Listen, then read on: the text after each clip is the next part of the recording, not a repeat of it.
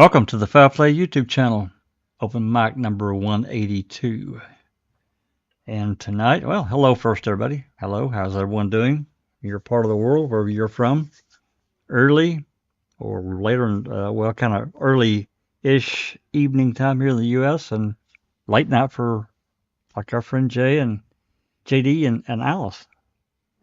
Hope everybody's had a good day. It's been rainy and chilly here in Southwest Michigan, but anyway, thanks for joining us. And tonight we're going to continue on with this third document that got released a few days ago by Brenda Schuler, a producer for Convicting a Murderer. And this is going to be Exhibit 27 that was originally sealed. It's a 30-something page document of basically their answers to questions that from what I can tell for the most part, we don't have the questions. We just have a reply from Colborn. It's a little bit different format than what we were looking at the other night, but I think it's kind of basically the same thing you'll see. Hey, there's Duke. Welcome, Duke. What's up, guys? Yeah, we just logged in, so I was actually fixing to go around the panel right quickly. Everyone say hello, and then we can maybe say hi to people in the live chat, take any questions or whatever before we start, and we're going to get rolling. Because this is going to generate a lot of conversation. I promise you it will. Some of these replies, some of the things he says, just completely baffles me why he would do it. But anyway, first up we have Alice. How are you, Alice? Hi, Jack. Hi, everyone on panel. Yeah, I'm doing good, thank you. Had a nice Christmas. Seen the grandbaby. He's getting big. Hello to everyone in chat. It's great to see all the usual suspects. And looking forward to the stupid answers that's going to come. Thank you, Alice. And then Susan, how are you? Hi, Jack. I'm good. I'm had a great Christmas, and as always, I'm just glad that it's over and we're through it, and look forward to the new year. There you go. And there's some good stuff today in this. I read it again. Yeah. In this, there's some damn good stuff in it. Yeah. So welcome, everybody. Glad you're here. Thanks for coming. Yeah. Thanks, Susan. And then Allie, thanks again for popping into the open mic. Always great to have you and hear your voice. How are you? Hi, Jack. I'm great. Hi, everybody. I'm just really excited to read these. I have not seen anything, so this will all be brand new, and I'm super, super excited. Glad to be here. Thank you for letting me be on. Thank you, Allie. Yep, this is going to be fun. JD. Hey, hi, Jack. Hi, everybody on panel and everybody that's also streaming on other medias as well. Thank you, JD. Cherie, how are you? I'm good. Hi, everybody. Welcome to another special edition of Open Mic. No doubt. And then Duke. Duke just slid in here. He just made it. I did. I just made it in. And I want to say hello to everyone on the panel and in chat, listening across different platforms. Listen, Zellner said this before, right? Andy's the gift that keeps on giving. This guy and the things that he says, I mean, I'm telling you what, it's going to make for some great conversation and important conversation, right? Because details are important in cases like this. So excited to be on here and looking forward to it. Absolutely. Yeah, he does.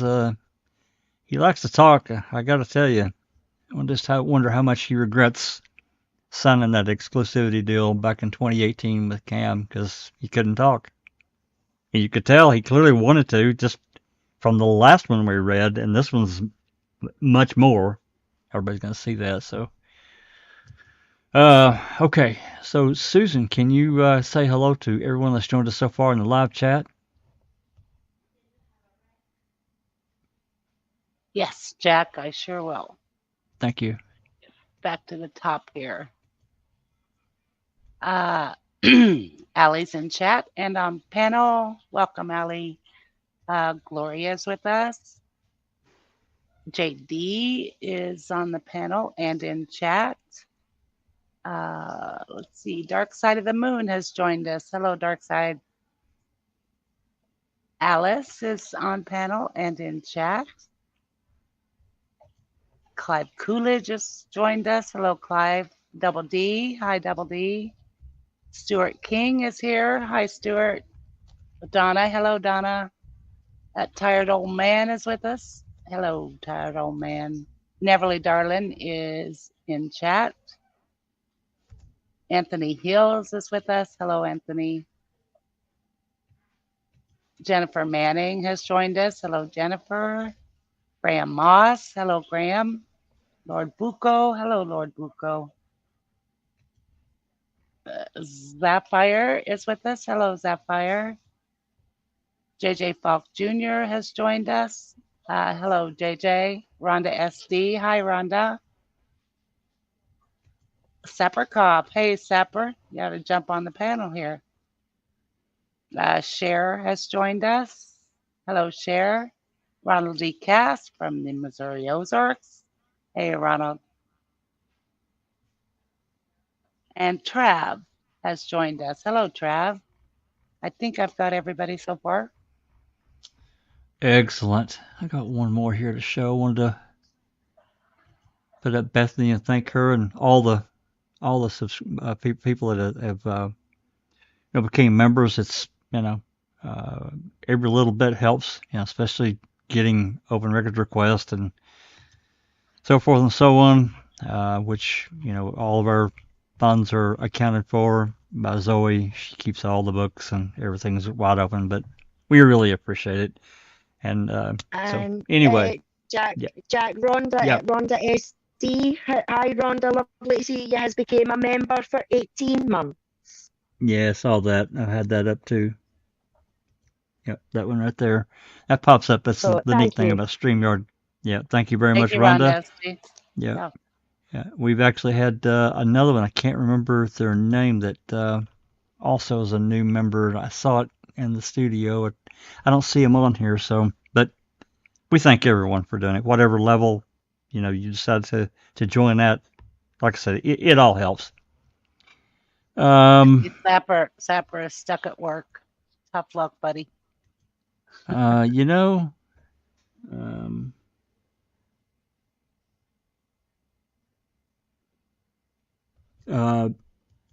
okay. Okay, sorry about that. I got a little distracted there. Okay, so today, let me get this on screen. Where the hell are you at? Hey, why aren't you showing up there? I hate it when StreamYard does that. There it goes. So, like I said, this is one of 3 documents. We read the other 2 a few nights ago. This one's a little bit different format, like I said, and you'll see that when I scroll it down here. I want to talk just briefly again about what Judge Ludwig may or may not release. And maybe at the end here, I'll pull up that order that it's a text order only it was actually a document. Maybe I'll pull that up. What he said was referenced like 5 different documents, and understand that under these various documents, some of them had multiple exhibits attached to them. So it's not just, from the way I read it, it's not just a couple things. I could be wrong again. And, he may take exception or want clarification for more. If, somebody is, not wanting this stuff out there. Brenda made a post that, some of these other things that have been sealed don't have anything to do with making, Teresa and that kind of thing and her case. But I have to disagree. It does. Maybe not specifically directly, but certainly indirectly, because it's tied to convicting a murderer, which is a rebuttal to making a murderer. It's all tied together. I just don't think that's a really good shield to try to hide behind, things that were happening kind of behind the scenes that were directly discussing these matters, whatever that case may be. And it's, the civil trial's over. So it's a federal lawsuit. There's no national security attachment thing going along with this, so these things should be unsealed in my opinion. Trying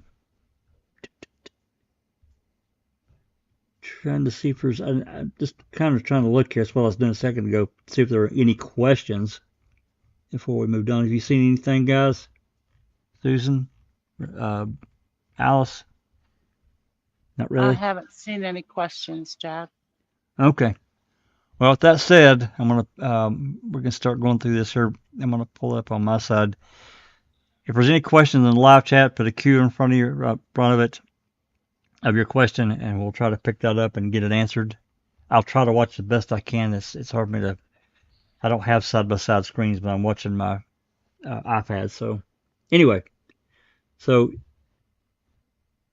you can see that this is an audio file. I guess that's what it says. Yeah, right there, audio, right top left, audio file, runtime, and I guess this has got some kind of. I don't know what these numbers at the bottom mean. 18, 3, 10, 40. I don't know what that means. I'm just going to take it for granted that this starts here at the beginning, and as you can see, the runtime is here in the second column over, 206 or 208, 328, so on and so forth. So. Well, Jack, that says 3/2/18, which I think is probably the date, March 2nd of 18. Yeah, I guess it is. Oh, I didn't see that up there. Yep, 3/2. Yeah, it probably was. Mm-hmm. Wow, that's really early on. He wasn't retired yet. When was it he retired? April, I think. End of April. Pretty sure that's what's in that. Remember that motion or whatever that we read? Or yeah. Not motion, but part of the deposition. I think it was. Yeah. I don't remember which one it was. Yeah. Jack, Ali's backstage. Oh. Okay. She kicked herself out. There we go. I didn't see you dropped out. I didn't see you dropped out, Allie. Sorry about that. I'm sorry. I don't know how I managed to do that. It's all right. All right. Susan, you feel like reading a little bit? Go through some of these? Sure, Jack. We can, share the load. Everybody can read some that feels like reading. So you can start whenever you wish, and we get down to an actual time, then you can read the time if you want. It's entirely, we can see it on the screen, so you don't have to. Okay. It starts with the interviewer, and it says side conversation. All right. Okay, we got the title. Do you understand that we're making a docuseries, and we're going to use this interview and your likeness in the docuseries and 2 commercials for the docuseries? I do understand that, sir. The interviewer says, we have your permission. Yes, you do. I can't honestly say that I grew up determined to be a law enforcement officer. Nobody in my family was in law enforcement. My grandfather had tried to get into law enforcement, but he had scarlet fever as a child, so he was deaf in one ear, and he wasn't able to serve in that capacity, being deaf in one ear. My plan was to retire from the military. I convinced my father to sign, and I enlisted in the military when I was 17 under the agreement that I would graduate high school before I could go into basic training. I did graduate high school right on time in 1977 in June, and by September of that year, I was at basic training at Lackland Air Force Base. I served in the military until 1988. Yes, I was in the Air Force the entire time. I never went into any other branch of the service. I was a fighter aircraft mechanic. Pardon, Jack? No, keep going. Sorry. I was a fighter aircraft mechanic, a fighter crew chief, and I was stationed virtually. I got to see the entire world. I was stationed all over the world. The Pacific Theater, the European Theater, several bases in the United States. I've been to Iceland, Yeah, that's about the time I was there. Wonder if Andy was there. Chimney Island, Alaska. I got to go all over. Some of those were for very limited times, but I got to see a lot of the world. I was honorably discharged. My last assignment was Nellis Air Force Base in Nevada. After I got out of the Air Force, I was honorably discharged from Nellis Air Force Base. Because I had a mechanical background in the Air Force, I got a job in the automotive repair business for a short time. While I was out there and living in Las Vegas, but out of the military, I saw that they frequently were testing for positions on the Las Vegas Metropolitan Police Department. So I did. I tested there. I passed it. And I guess I didn't do quite so well on my oral interview in front of a group of police sergeants and lieutenants because after the interview, they said that I should study more on the type of questions that they had asked, telling me, and then that stops there. The Yeah, automotive, that's another thing I noticed. I'm sorry, Susan. I don't have people are having trouble seeing this on screen. I'm looking at my TV and it looks pretty small, so I'm going to blow this up a little bit more. well, that's kind of weird because evidently it's something negative about why he didn't uh, pass that interview and it's cut off. Yes, that's right. Why isn't it there? We saw some of these kind of the same kind of thing in the this other interview, the second or the second paper we read, document we read the other night. Yeah. The answer got clipped, and yeah. So that's anyway, not all of it. right, all right. Continue on. Okay.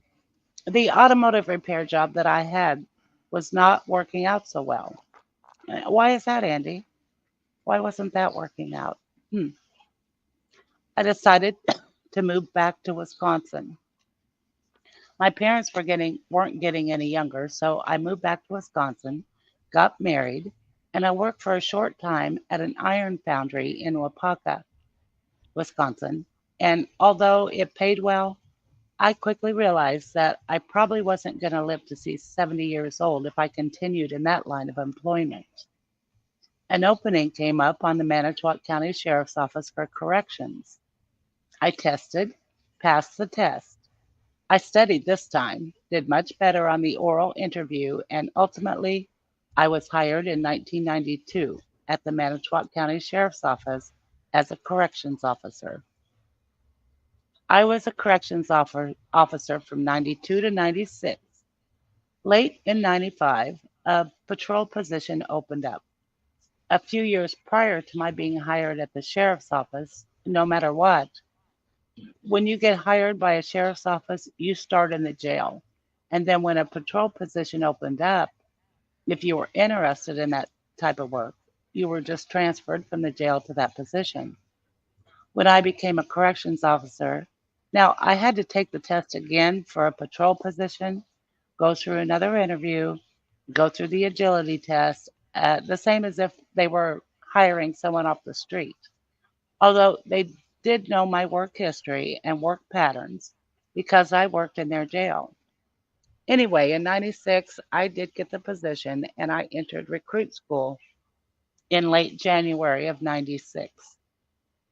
Okay, I was always interested in the investigative side of it more than, say, traffic enforcement or working on the Special Operations Squadron or being on the dive team.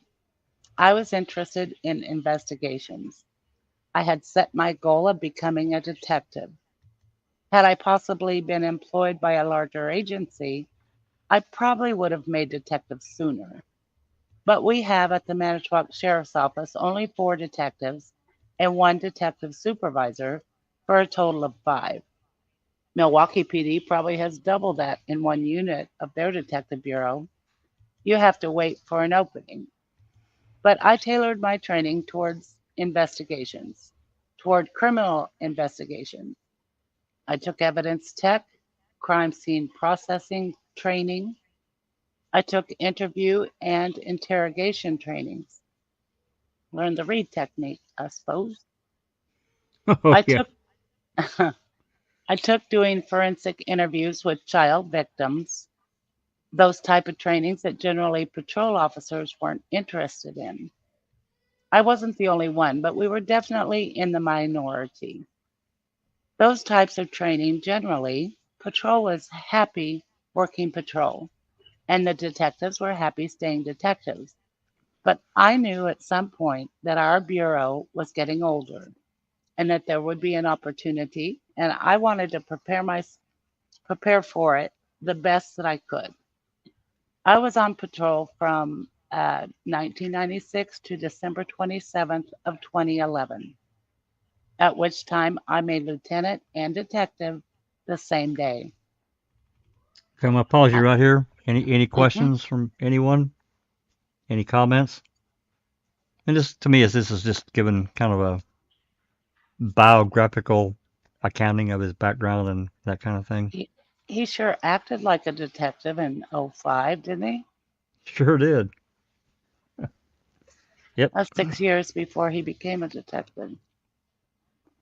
Oh yeah, he definitely was. I mean, he was all over the place. I mean, we can read that in really more kind of in I think in the CASO report, but certainly some of that aspect comes through in the radio traffic, the phone calls, plus the Manitowoc summary report and his testimony. Yeah. Yeah. Okay. If nobody's got any questions, let's continue on. And I Susan, made, you can take a break whenever you wish, and we can just okay, top it up. I'm just saying, you just let me know, and we'll do it. I will, Jack. Okay. Yeah. I made patrol supervisor in 2002. I was promoted from deputy to sergeant, and then from '02 to 2011, I served as a patrol shift commander. When I made patrol shift commander, it was a lot easier for me to work on investigation style cases because I wasn't expected to be responding to every car deer accident, to responding to every car that was in the ditch. I could take, say, a burglary and work it, and sometimes clear up time for myself to do follow up, which saved the detectives time and resources.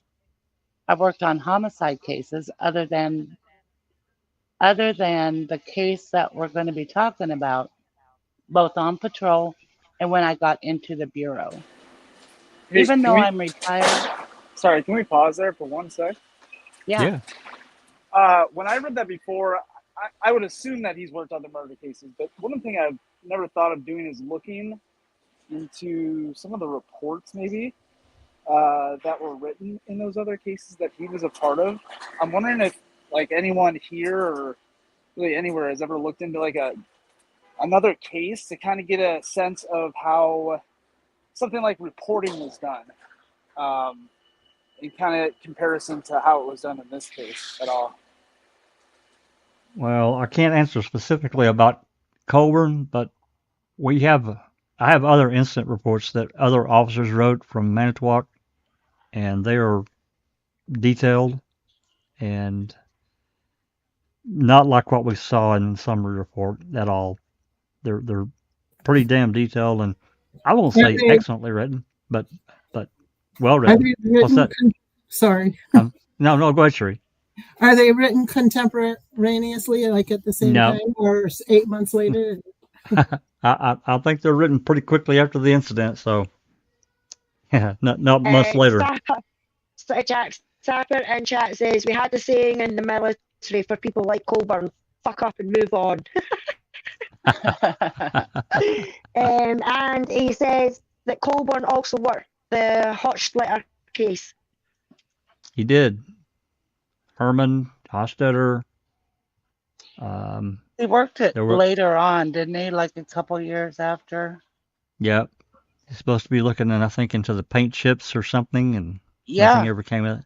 Nothing ever yeah, he came of was that. supposed to send them off, and he never did. I think he said he Yep. did, Right. but he Well, I didn't. mean, there's I tried to get those. There's multiple phone calls. I don't know exactly how many, but there's quite a few I think 15 or 20. I can't remember. Sherilyn Pontillo probably remembers that I tried to get these phone calls in that case, and they wouldn't let me have them. So said the case was still open. Pretty cold to me. Got ice on it. Happened in 99, right? That's right. I believe. It was 99. Yeah. Yep, that's a good point, Duke. He definitely was gearing towards that detective end of it, in my opinion. Yeah, I might do some digging into that end of it. I just love to see if his trend in this case and everything related to Stephen Avery was all about delayed reporting and poor reporting. So I'd be interested to see if that's just kind of like who he was, or if that was in this case an anomaly. So. Well, I mean, I would like to see the actual reports that got turned into Remaker to create the summary, right? That's what we really need to see is the actual those things are burned. Those things are gone. Probably.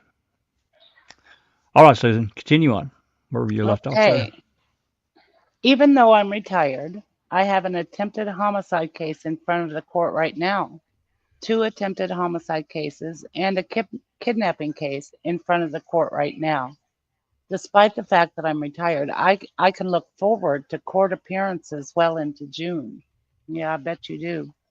Mm-hmm.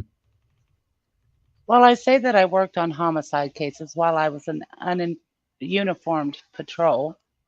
I did, but I worked those cases side by side with either a detective, several detectives, or the detective unit supervisor.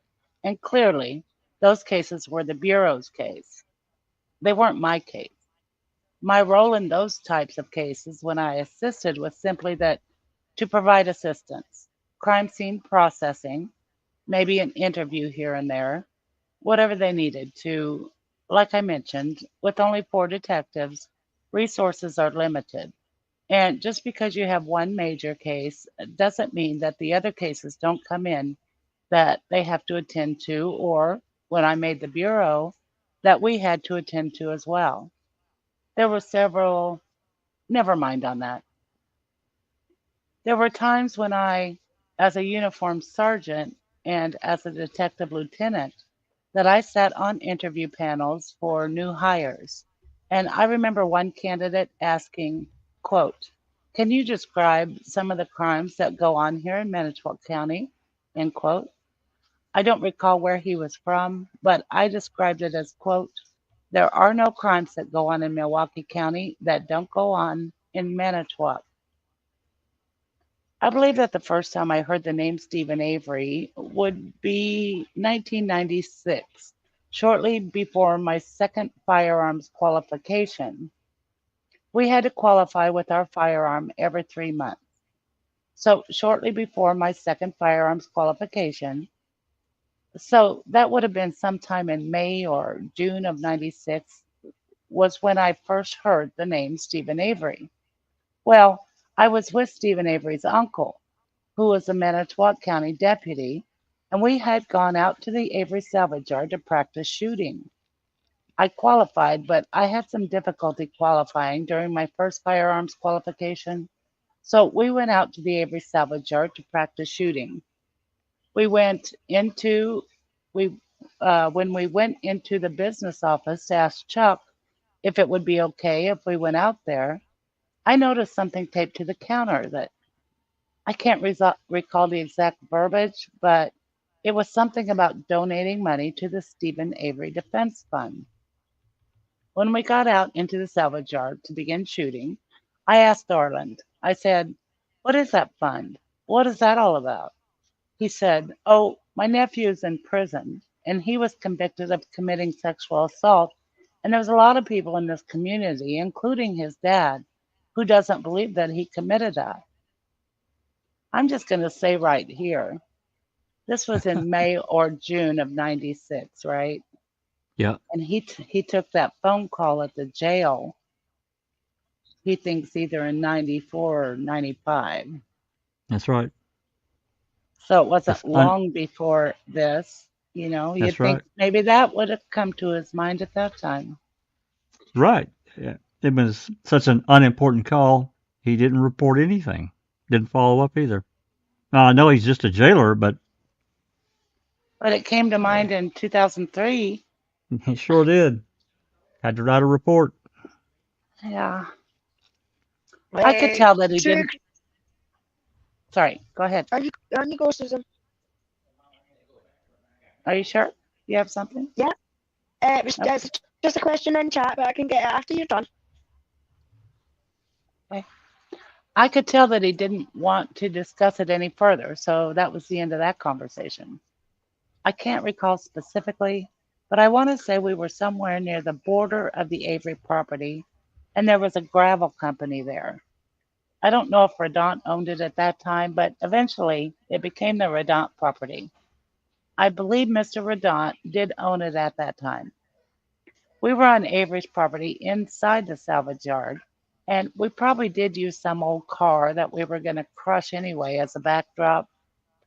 Just our service weapons, correct. We practiced at about between 15 and 25 yards. We had gotten some targets from work, and I think we pinned them up to a post that we found out there.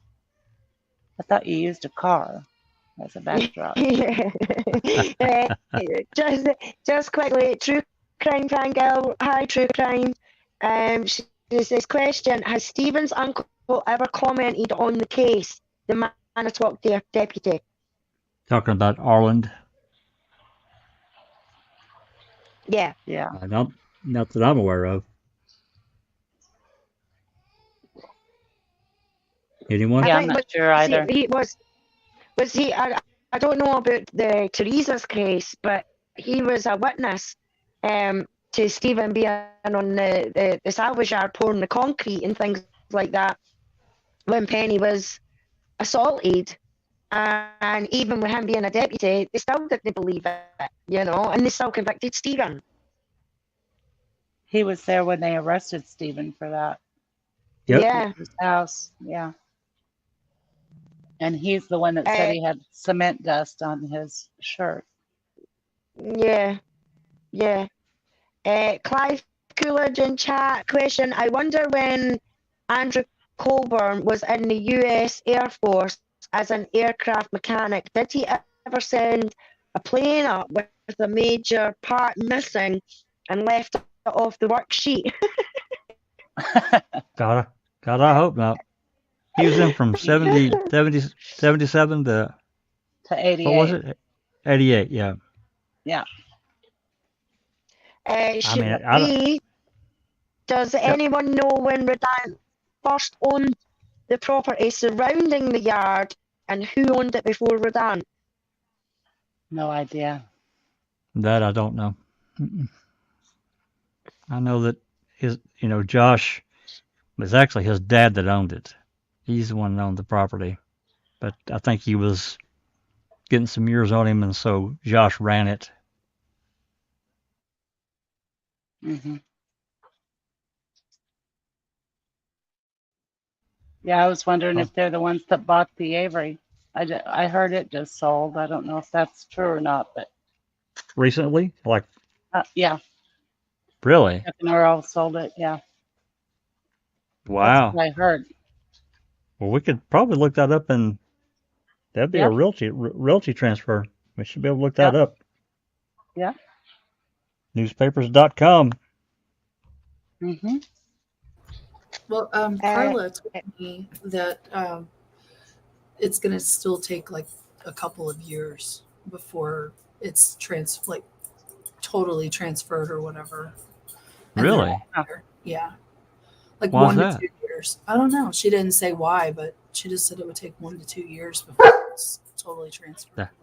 That's weird. Did she say if Redant bought it? No, she didn't. I could message her real quick and see if she answers. Just curious. That's all. Allie, your doggy wants to be on YouTube. I know, she's so rude. I'm sorry. You're fine. But I'll let you know if she answers. Yeah, please do. Let us know. All right. Susan, whenever you're ready. Okay. I believe the next time that I heard the name Stephen Avery, and I can't tell you exactly what year it was. I know he was still in prison. The gentleman that was running the detective bureau at the Manitowoc Sheriff's Office at the time, he's since passed away. His name was Gene Cachet, and he knew that I was interested in becoming an investigator and becoming a detective. And I had taken this evidence tech training, and he was happy with the work I was doing.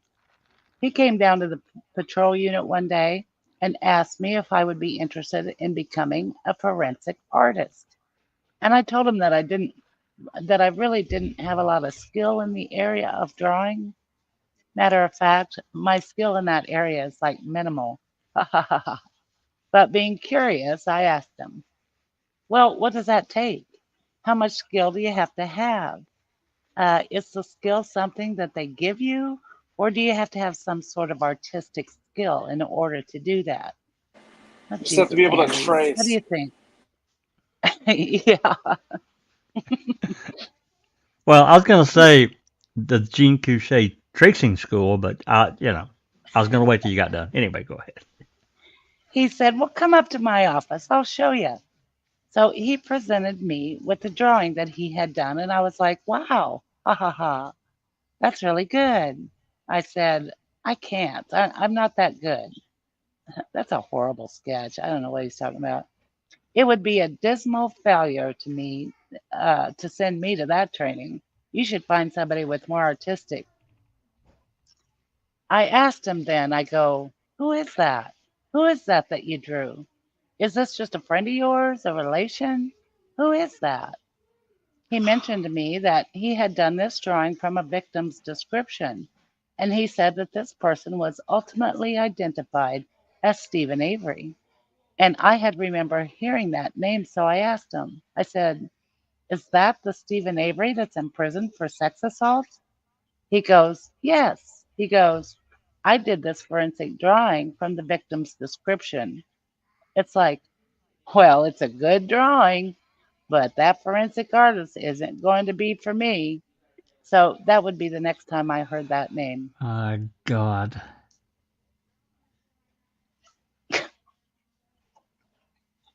Oh, Who is that? geez. Who? Well, up at the top, in this little section, this little paragraph here. Who is that? Who is that? Who did you draw? Who's that you drew?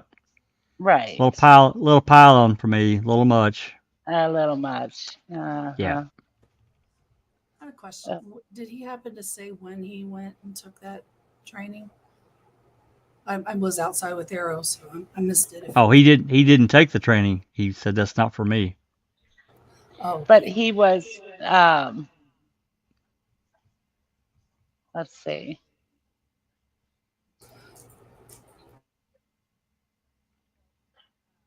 Yeah, he doesn't say when. It's just Gene knew he was interested in becoming an investigator. Right. And a But he doesn't give detective. he doesn't give a date. Yeah. It's after he had taken the evidence tech training. Right. Don't know. so another instance where he knows that Stephen Avery's and for sex assault. Once again. Mm-hmm. Yep. Goodness. And then But still- Arlen had told him many people thought he was innocent. Yep. That's right. Okay, Let's Susan, see. whenever you're ready. Okay. The next would be, I'm not exactly sure of the year. I believe it was 2003 when Stephen Avery was exonerated through DNA and released from prison. And then the name Stephen Avery was in the news, in the media quite frequently after that. Yes, my personal opinion was this is a landmark case for DNA. DNA is going to become better at identifying people in fingerprints. And thank heavens for this guy that he was able to be exonerated through DNA. And fortunately, the person who had actually committed the assault was already incarcerated, not on that crime, but he was already incarcerated. So I thought to myself, wow, it's almost like, to coin a phrase, it's almost like killing two birds with one stone. Innocent guys freed, Guilty guy is now tied to that crime and is already incarcerated. Hopefully, he'll give a confession and he will not harm someone else. Dear God. Well, before we move on, I want to welcome Dr. Silkman. How you doing today? Hey, Doc. Hey, welcome everyone. Yeah, a very, very interesting read indeed. Yeah, fascinating. Yeah, we've gotten into a little bit of weirdness, but it's going to get a lot better. I promise people. It's a little dry here, this earlier stuff, but it's going to get interesting for those that haven't read the document. He makes some really interesting comments, but he's made some. I know you've read this document, Doc, but he's talking to Jean Couchet here just right before you came in, and Couchet knows he's interested in becoming an investigator, and he's talking to him about becoming a forensic artist kind of thing. So he goes and shows him the tracing, that we call it, of this Stephen Avery, and Colborn's like, who is that? Who is that? That's like 3 or 4 times, and I'm like, no. I was thinking that when I read it the first time, I'm like, no, that's not what you did at all. Is that a friend of yours? Is that a family member? Like, Yeah. Framing. Yeah. Yeah. It's very interesting how Colborn is now being retrospective. He's bringing up all these elements involving Stephen, and yet in what, because someone made the comment about the fact that he was a target practicing on the Avery salvage yard, so he definitely knew all about Stephen, and yet played dumb when the phone call came through. But the other damning thing was the way Kratz played it up in court. Remember when Kratz said to him, "So that's your only association?" Yeah. Like, wow, that's all you. Yeah. So you didn't even report that. Yeah. So so in essence, Colborn is unraveling himself. Yeah. He always does. Yeah. He just can't help himself. He should have had a podcast, his own podcast, because my God, think of the things we could have learned by now. Right. If he hadn't signed that exclusivity deal back in 2018. Alrighty, Susan, you want to read some more? Sure. I'll keep going a little bit. Okay. In my opinion, Stephen Avery was innocent of that crime, in my opinion. Now, if you're not trying to say that Stephen Avery was a choir boy by any stretch of the imagination, he had committed numerous crimes prior to being sent to prison. I believe that at the time that the victim for that case, her name was Penny Burnson, at the time that sexual assault occurred, I believe Stephen Avery was out on bail for holding some female at gunpoint, and he was going to try and sexually assault her. Really? How does anyone know that? Where's the proof of that? Oh, that just makes me so pissed when I see that. But that was an add-in. Maybe they picked up this add-in from Andy from this interview right here, and he got thrown in because we have no proof of that. There's no proof of that whatsoever. Yeah, I don't believe that for a minute. I don't either. I'm not really sure on that, on the whole detail of the case. I know the Penny Burnson case happened in 1985. I didn't live in Wisconsin in 1985, was in the United States Air Force in 1985. And it wasn't like when you got hired by the Manitowoc County Sheriff's Office, somebody came down and sat you down and said, "Let me tell you the story of Stephen Avery." Never happened. I didn't know anything about Stephen Avery until 1996. You just got to wonder what there had to be a break here in conversation. You just got to wonder what was said to him. And that's my opinion. Yeah.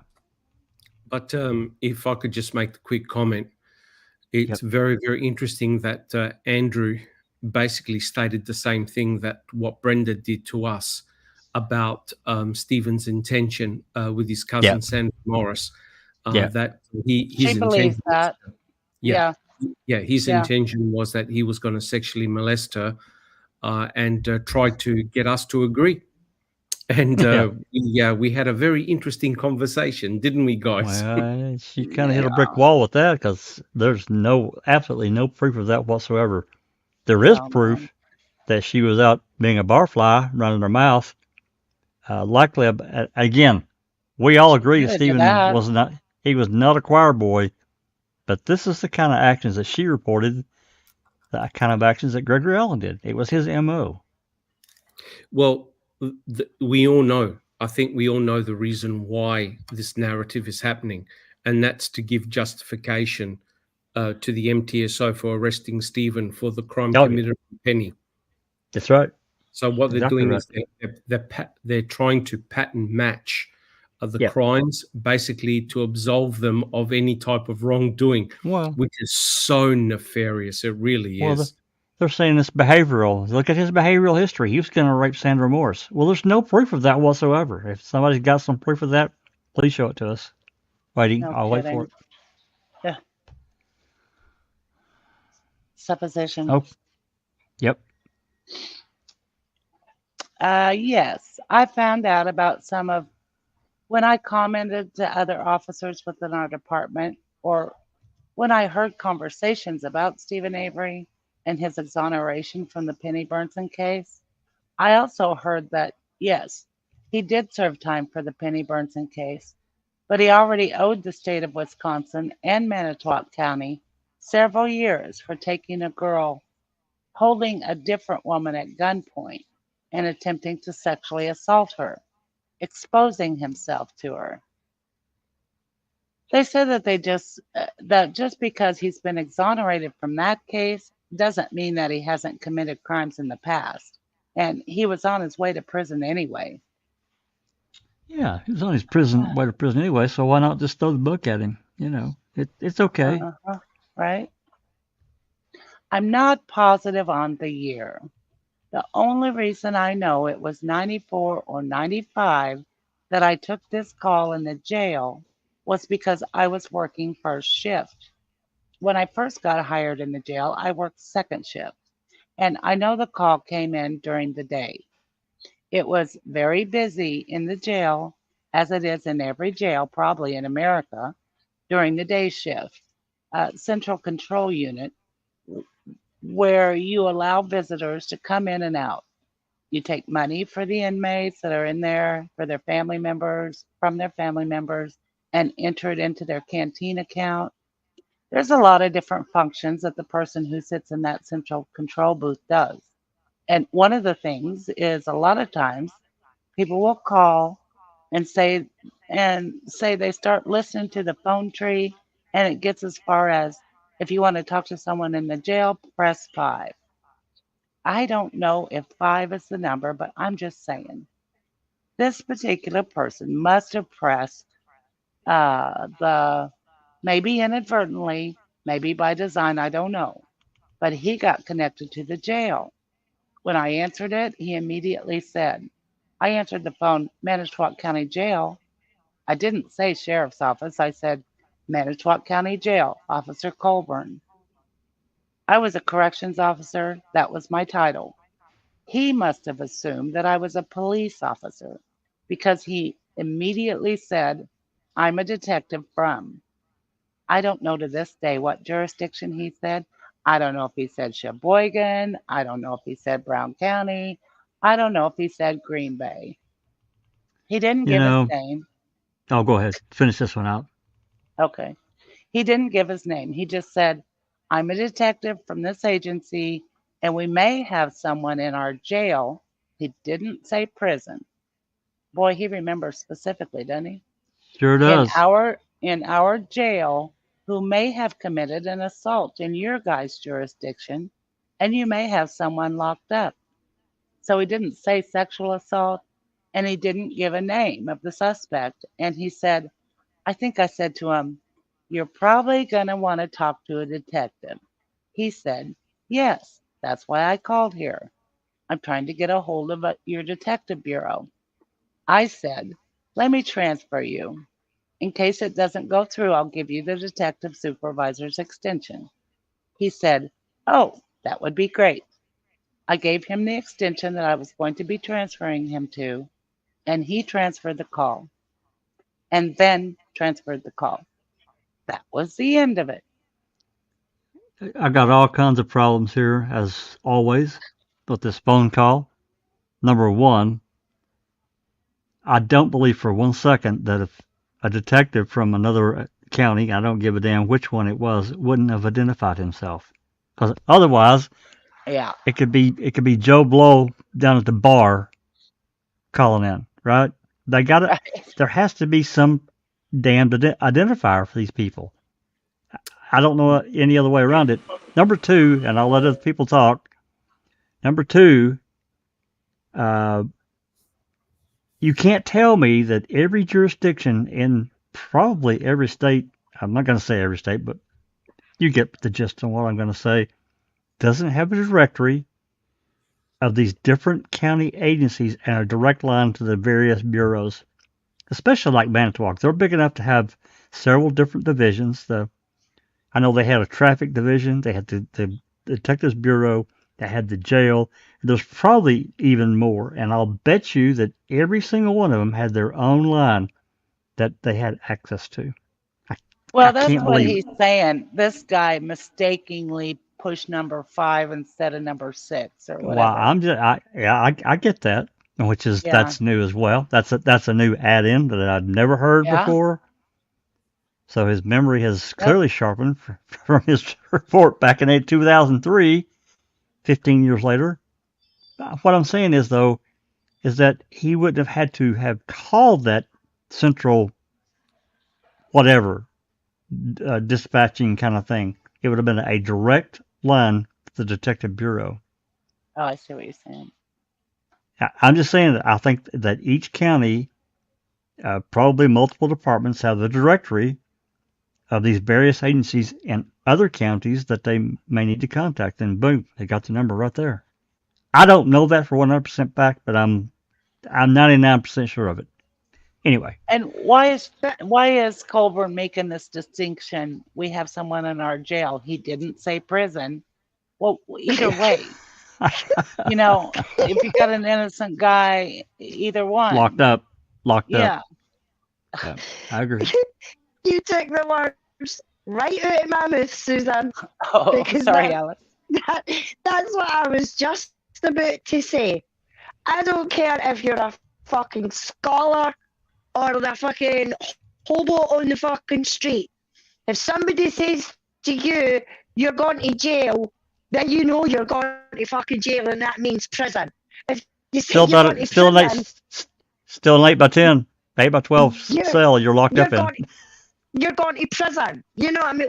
We say here, you're going to prison. That means you're going to jail. You're going to the fucking pokey. You know what I mean? Right. And if it was somebody that was still in jail, it means they weren't convicted yet, is what that means. They're waiting on trial. Right. They're a defendant. Right. But even at that, that's a way better time to nip it in the bud. Yeah, they're still locked up. I mean, to me, prison, jail, it's the same fucking thing. You know what I mean? But we call it the big house. You're going to the big house or you're in the pokey. You know what I mean? It doesn't matter what word it is to describe it. You're getting fucking locked up or they're locked up for a crime. You know what I mean? We call it the same thing here, Alice. The big house. Absolutely. Right. It's like he's trying to take some responsibility off of his shoulders by saying that. Yeah. He was only in the jail. He wasn't in prison. Yeah, well, he's in jail for fucking something. You know what I mean? So the guy's telling you, we've got somebody here in our pocket that's done an assault in Manitowoc, and you're holding the wrong person for it. You know what I mean? What is so... what's not to understand in that? You've got somebody locked up for a crime that this person is saying that they did. Take note. Yep. It doesn't matter if they walked in off the street. So being in the jail or the prison doesn't really matter. If they walked in off the street and said, hey, I committed a crime in, some other jurisdiction.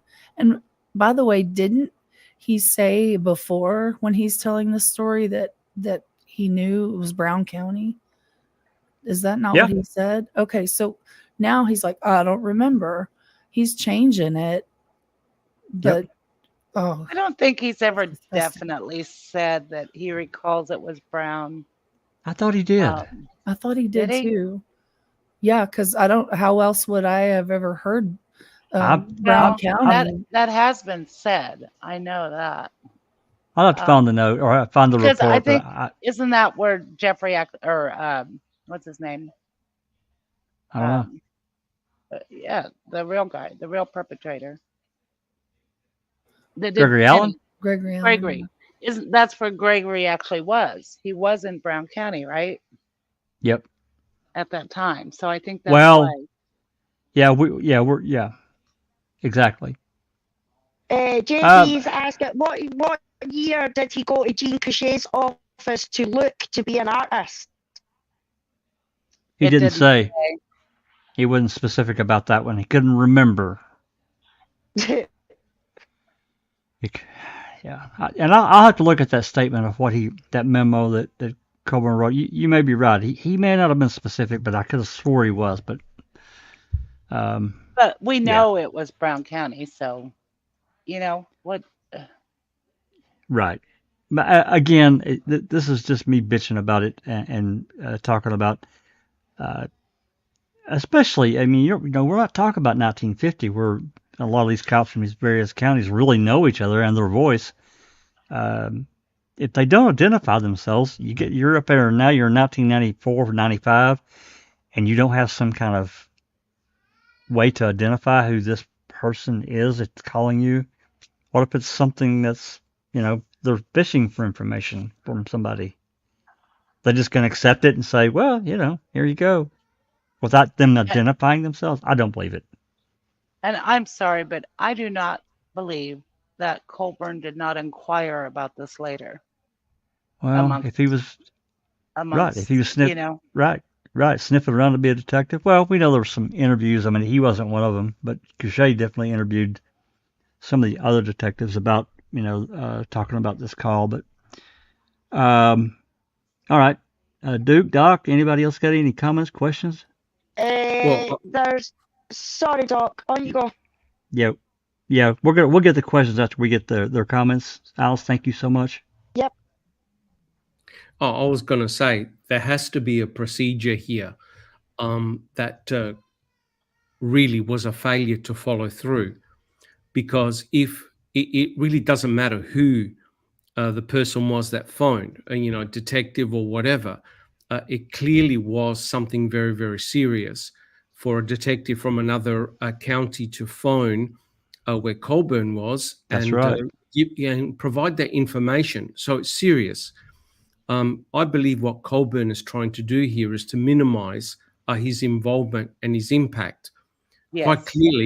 Quite clearly, if a detective is ringing from another county, essentially saying, hey, look, this guy has admitted to having committed some crime that someone in your jurisdiction is in prison for, it's pretty clear the detective would have known who the offending person was that gave him that information, correct?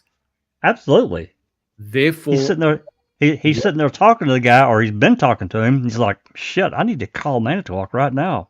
Yep. Therefore, the detective knew that individual had to be Gregory Allen, which begs the question: why did Gregory Allen all of a sudden confess? Yeah, I'd like to know the answer to that myself. Yep. So, good comment. What I really believe is that Andy at some point talked to Kasurik and told him about this, and Kasurik said, I got my guy. Yeah. What I would like to know the answer to is, who is this detective he forwarded it to, and where is his follow-up? What happened with him? It was Couchet or one of them. Gospoderic. I got their names. I can't remember all of them, but not Newhouse. I can't remember these guys' names. They're not really around that much for for me to commit to memory, but there's 3 other detectives, Allie, that. But where is that the follow up? That's right. a really good question, Allie. It is. Yeah, any whoever it was, I would like to know who it was sent to, and who Colborn sent it to. He knows who he sent it to. Well, he just them, right? he sent it to the detective bureau. He would. I would think that they probably just have a. Well, I don't know. I don't know if he would have a specific extension, or if it would just go to the detective bureau, and however that worked. And I would think that have more than one damn phone, though. Come on. Well, I don't know. Who's the number that he gave? He said he gave a direct line to. I thought it was to like the senior detective, or was it just to like the general bureau?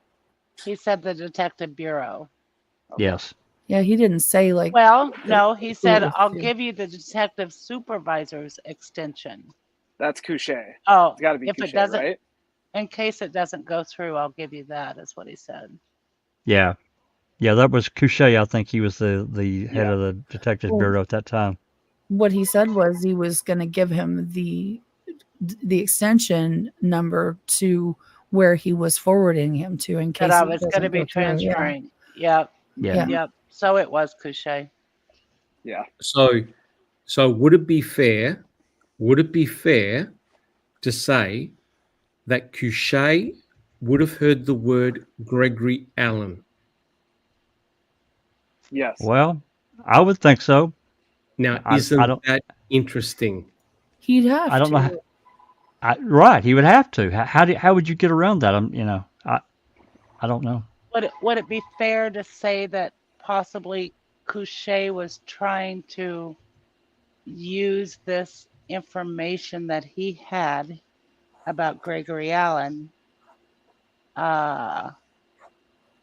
against his superiors in some way, or trying to use it for leverage, and he got demoted? He did get demoted.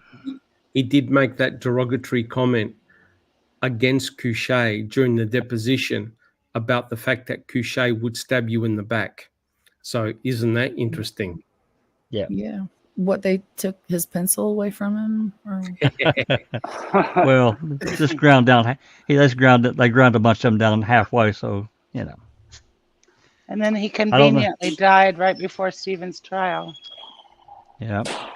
Mm-hmm. Inconveniently for him, but yeah, it was like the day before, wasn't it, or 2 days before, something like that? Yeah, something like that. Yep. Reading his Bible. Okay. Yep.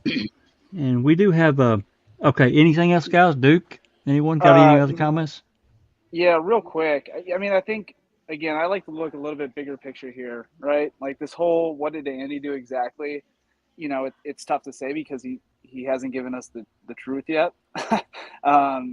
But I think let's just ask a bigger question right now, and that's like, aside from who got the information from who, I think, I'm not a betting man. I've said this before. I'm not a betting man, but I'd bet a lot of money that the gist of this call, whether the transfer went through and he ended up talking to someone, or he didn't, he left a message, that person called back, or he didn't get through and then he called back again directly the following day. I think it's safe to say that this conversation went to someone else other than just Colborn, right?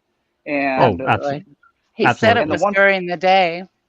Yeah, and the one person that confirmed that for us, right, remember, was Ken Peterson on our good old buddy Dr. Phil's show, where he said that he was aware that of the conversation in '95, that Colborn didn't say anything to him directly, but he was aware of the conversation in '95. That's right. So it had to be it had to be a topic of big conversation, I would think, Duke. Oh, it absolutely was. It absolutely was, and you cannot, convince me otherwise. And again, as the guilters will say, well, there's no proof. I don't care. This is one of those things where I'd bet everything that I have in the bank that this call went further than just Colborn transferring the call. Yeah, I agree. But the other, if I could just butt in here quickly, the other contributing factor was that I believe it was 96, in which they had preliminary DNA testing of the scrapings underneath the fingerprints, underneath the fingernails of Penny Bernstein. and they found the additional allele that didn't belong to Stephen and didn't belong to Penny. And it's incredible that Judge Hazelwood decided to rule on the side of caution and send Stephen back to prison. I can't believe that no alarm bells at this stage were ringing, i.e. the phone call from the Brown County and the DNA testing that threw things into doubt. Either no one picked it up or somebody did and kept quiet. Yeah. It's extremely coincidental. When did Kasurek retire? 98 or something like that? No, it was 2000. Before that? 2001. Like 2001. Yeah, Okay. I think it's 2001. So he was still sheriff. He was still sheriff at that time. I think. Yeah. I think. Kasurek. In 2003, Peterson was sheriff. I know that, and I think I remember him saying that he was only in 2003. He had only been sheriff for 2 years. So yeah, I think Kasurek was there till 2001. Yeah. Yeah, it was shut down. This whole thing was shut down by Kasurek. We got a few questions. Alice, I'm going to pop up on screen. You can read them if you want. Here's the first one. It was up a little ways.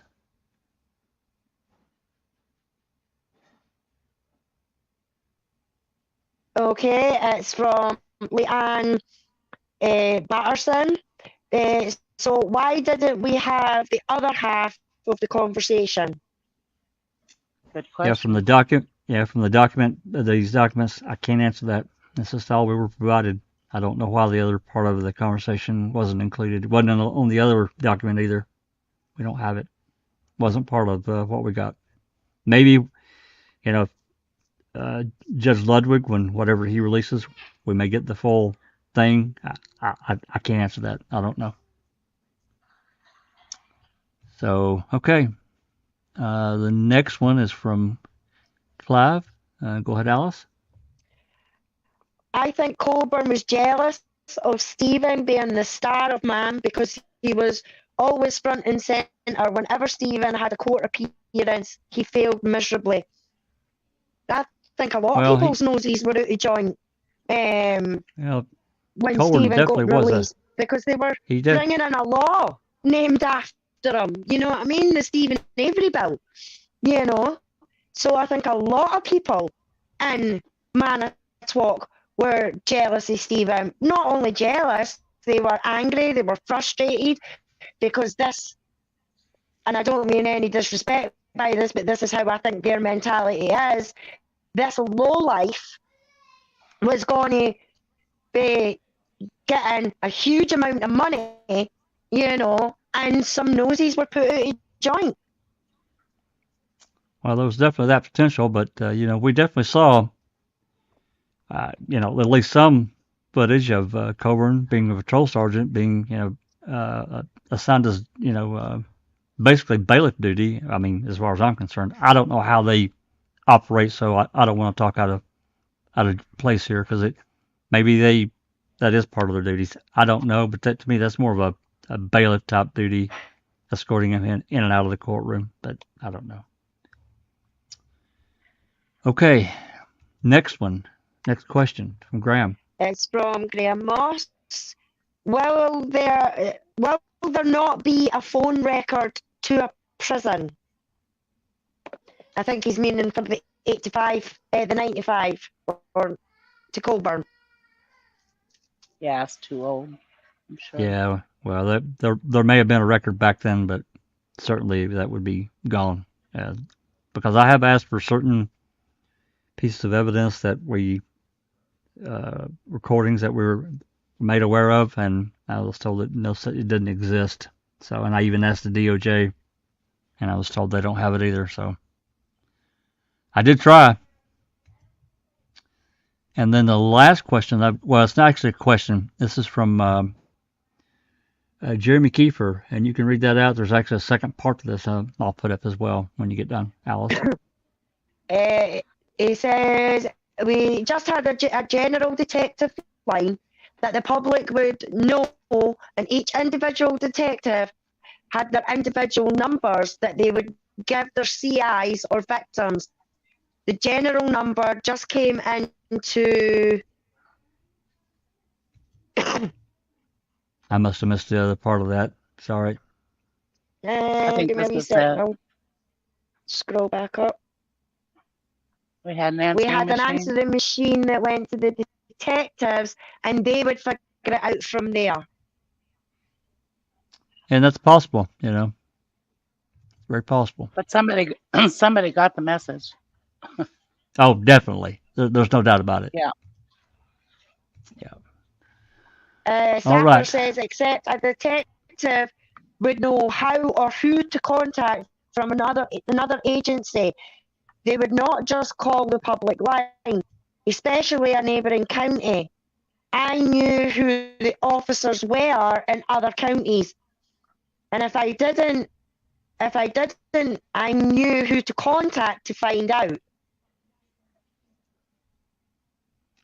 Right. That's what I was saying before. I just think there would be a directory for these various counties to have direct lines to the various other departments in these other counties. I can't help but believe that.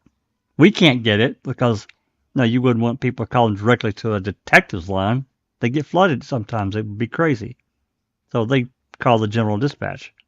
But for a detective that's in another detective agency in another county, I don't know. Maybe I'm wrong.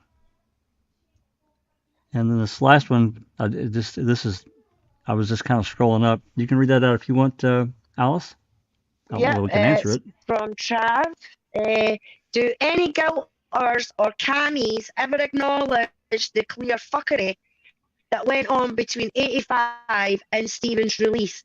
Can they see why it's being questioned today, or do they just ignore it and move on? Yeah, I can't really answer that. I think, well, I can answer it partially. I think some do question it, but quietly. There are others that, they just ignore it. And there's even others that believe Stephen actually committed this assault on Penny Berenstain, like, Sheriff Peterson.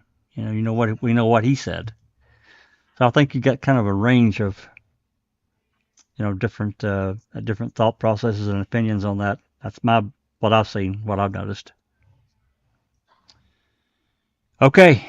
All right, we got a good crowd. Let's, we can keep this rolling here. I'm gonna pop this back on the screen.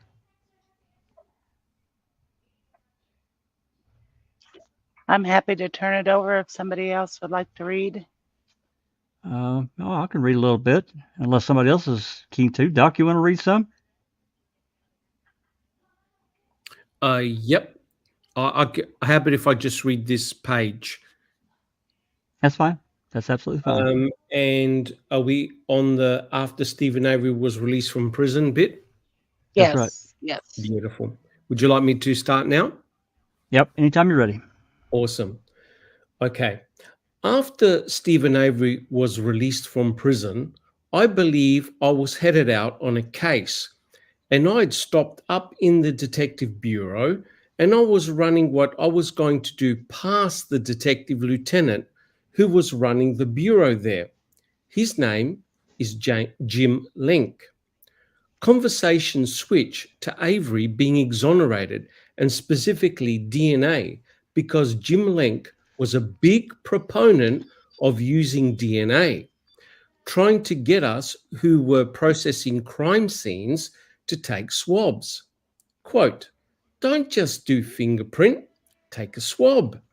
If you have a broken window, swab it. Or if you find blood at a scene, take a swab, pick it up, end quote. This was when DNA was not in its infancy, but it wasn't nearly at the crime-fighting tool that it is now. Wow. Now, you want my opinion on that? Sure. To me, playing devil's advocate here, to me, this is justification why Lenk and Colborn were in Stephen Avery's trailer taking up the blood swabs. Instead of them calling the crime lab he's giving the impression that Lank was fully aware about the importance of DNA, and it provides justification for them to start collecting samples, forensic samples, in Stephen Avery's trailer. Just an opinion. I mean, the crime lab had arrived at that point, so I personally don't understand why they weren't the ones inside Stephen Avery's trailer doing photography and collecting the swabs. I don't understand it. All things considered, the lawsuit. Correct. Is this the first time you heard about James Lank and his interest in DNA? Yep. Ever. Me too. Me too. Yep. Alrighty. Continue on, Doc. Okay. Yep. We were talking about DNA and how it had exonerated Stephen Avery, and I don't know. It popped into my head, that phone call, and I said to Detective Lank, quote, "Hey, when I was in the jail, I got this phone call from somebody, and they said that they had somebody locked up that may have committed an assault in our jurisdiction, and that we may have somebody in our jail that is being blamed for it," end quote. Something to that effect. I said, quote, "I wonder if that call had anything to do with the Avery case, if that's what he was talking about," end quote. And Lieutenant Lank goes, quote, "Oh, geez, I don't know. I don't know anything about that call. This is the first time I'm hearing about it," end quote. And regrettably, I had made a flippant comment. I said something to the effect of, quote, "Well, had anyone or myself or anyone told the sheriff about it, he wouldn't have probably said something to the effect of, 'Well, I got my guy.'" Lieutenant Lank Wait. Bullshit. Now, why the fuck would he say that? Because Kasurik actually said that to him. That is my belief. Yep. My opinion. Yep. I'm with your opinion too, Susan. Not some flippant comment. God, he's such a liar. Yeah, the world of common sense agrees with you there, Susan. Yeah. Yep. Would you like me to continue? Please continue. Yep. Lieutenant Lank misunderstood my flippant comment. The way he interpreted it is that I had gone to Sheriff Kasurik, told him about this phone call, and that was the sheriff's response to me. That wasn't the case. I never went to the sheriff. After I transferred the call, I really didn't think about it ever again until that moment, because on an average time, working 4 hours in that control, you probably transferred 20 to 30 phone calls in a 4-hour period every time you work in there. I hadn't really thought about it, but for whatever reason, it popped in my head. I made a flippant comment. I should have kept my mouth shut and not said that. I'm sure at this point in time, he does regret it. Oh, yeah. Yeah. Would you like me to continue? Please. After I left and did my patrol duties, it must have bothered Lieutenant Lank, so he went to the current, well, he's not the current sheriff now, but the sheriff at the time, and said, quote, "Hey, I think Andy went to Sheriff Kasurik and had told him about this phone call, and Sheriff Kasurik didn't act on it," end quote. Sheriff Peterson instructed Lieutenant Lank to write him a statement about that, and then I believe he called me and said, quote, "Did you make this comment to Lieutenant Lank?" end quote. That might have been a day or two later. I said, quote, "I did," end quote. He said, quote, "Well, I need you to write a statement on what happened." So I did. I gave that statement to the sheriff. I can't speak for Lieutenant Lank, but I believe he gave his statement to the sheriff. Then ultimately, I believe the sheriff's office for Manitowoc County and Sheriff Sarek were sued, and we ended up being disposed as witnesses to Stephen Avery. And We so, what do we know that Peterson did with those statements? he put them in the safe. He put them in the safe. Didn't put them in What the good are file. they in the fucking safe? Yeah. We also need to remember in Colborn's deposition, the video of it. Remember, he talks about how when he was asked to give the statement by Peterson, it was that Peterson was waiting for him in the sheriff's office when he arrived for the day. And he made this comment of like, yeah, I typically don't talk to him, so it was weird that he was waiting for me and he told me yada yada. So, and now he's saying that he got a call from the sheriff. Yep. No. Yeah, this is new too. Go ahead, Doc. Yes. To me, it's an incredibly convoluted story, and it's something that is easily going to be unraveled. Whenever you have a story that's so twisted, convoluted, not straight, not linear, you know that they're covering up. It's pretty obvious here. This is way too complex. Yeah, and I mean, again, let's look at common sense here. What's hard to do when you have to tell the same story, several different times over different years? If you're not telling the truth, it's hard to keep your story 100% straight. That's right. Yes, correct. And we're going to unfortunately see this happen continuously. Would you like me to continue? Yep, please continue on. Yep, go ahead, Doc. We, meaning myself and Lieutenant Link, we never ever named as defendants in this lawsuit. We were disposed as witnesses, so I had to appear in a local attorney's office in a conference room in the city of Manitowoc. I gave the same information, the aforementioned information, and that was the end of it.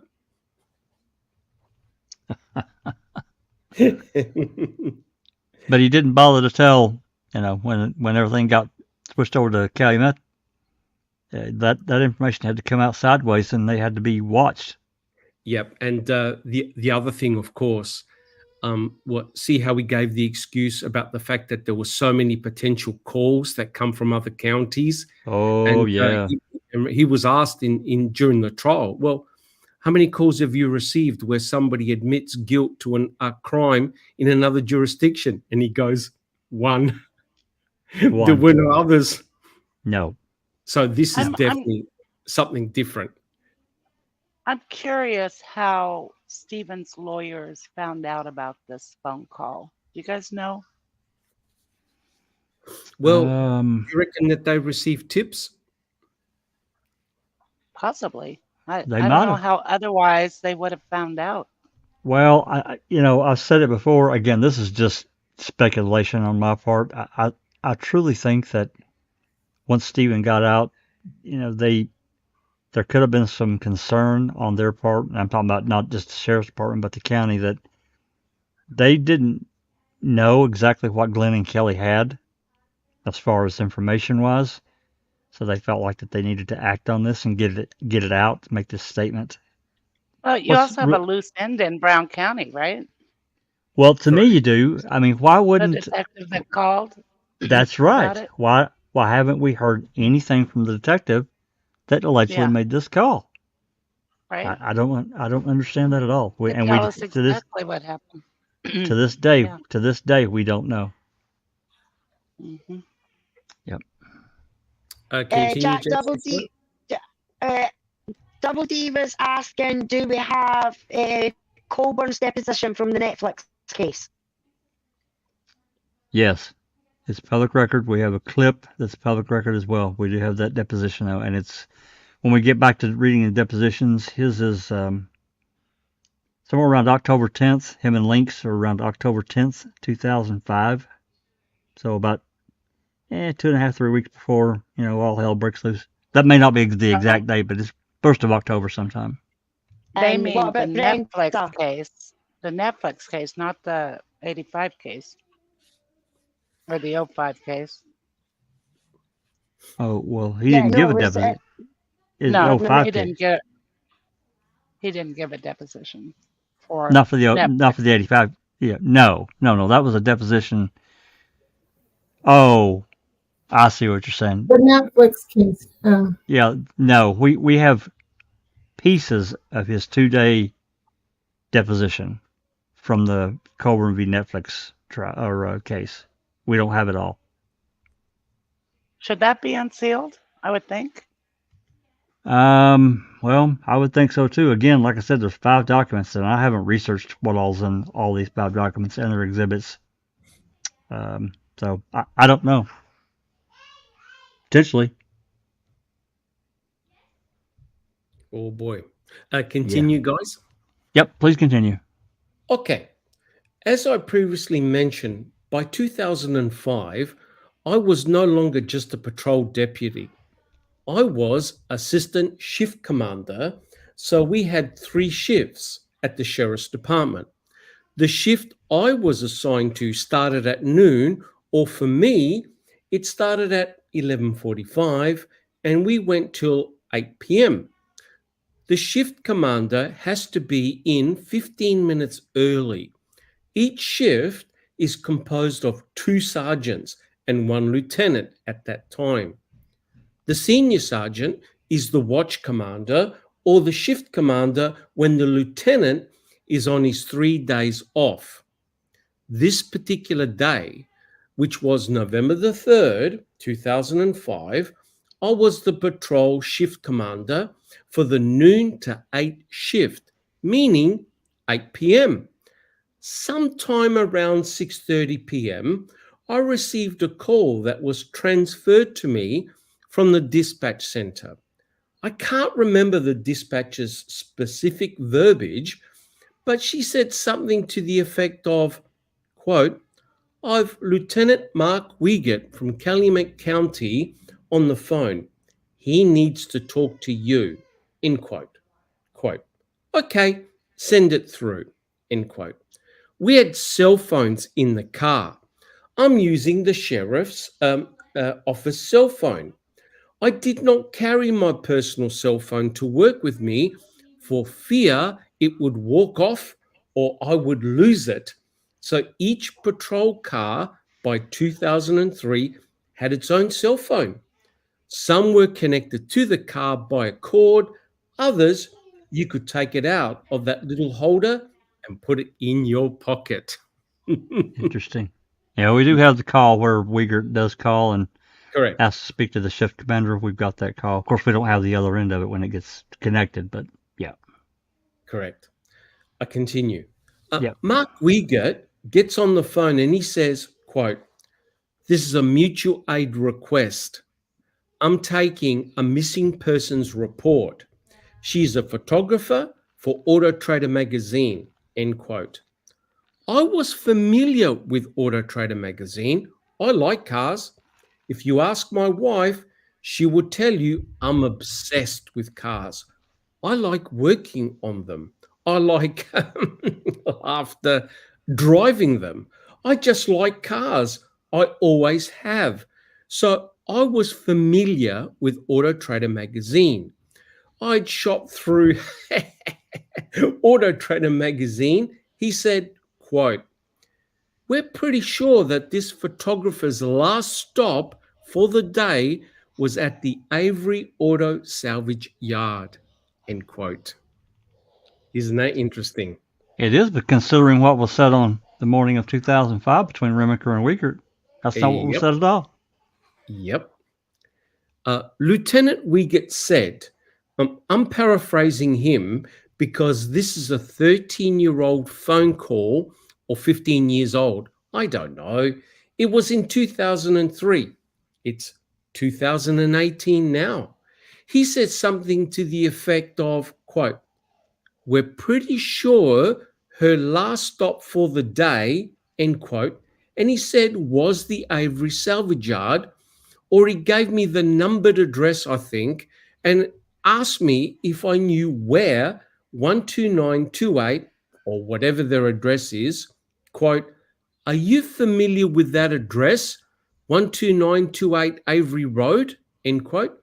I said, quote, "Well, the only thing that's on Avery Road is the Avery salvage yard, and the Avery family lives, with the exception of one brother, in the confines of that salvage yard. So yes, I'm familiar where that is, and yes, I know of it," end quote. He said, quote, "Could you go out there, and you're going to be looking for a young lady named Teresa Horbach.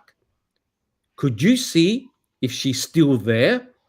If anyone at the salvage yard remembers her being there, can you see if you can find out any information about that stop, about her stop at the Avery salvage yard?" End quote. I said, quote, "Yes, I can. I'll head out there right away." End quote. I don't know about you guys, but I've got all kinds of issues with this statement. Because if he called him, I don't know what time that he doesn't say exactly when this call came in, does it? We've probably got it. No, not here. We've probably got the dispatch call where Wiegert calls him, but how could they possibly really even know anything much at all at this point? Because the appointment was with Barb. It wasn't with Stephen. That's number one. And, if it's, I'm guessing this is between 6 and 7 o'clock. That's just a guess. Don't know that. I just don't understand how they could have made this loop right to Stephen at this point in time. And especially being, we think this is her last stop, and considering what was discussed on the morning of the 5th. Now, they hadn't gone to the zippers yet, I take it. No. And they wouldn't have found out about the, where I'm going, right, Duke, and everybody else. They wouldn't have known about the contents of the packet that was left with Joellen, right? Nope. Correct. So they've already established that Teresa's last stop was at Stevens, at the Avery salvage yard, right? That's right. We're basically, 3 I'm paraphrasing. 2-3 hours in. That's right. He says this call came from Wiegert at 6:30, around 6:30. Yeah, that sounds right. That sounds right, Susan. I think that's exactly what he said.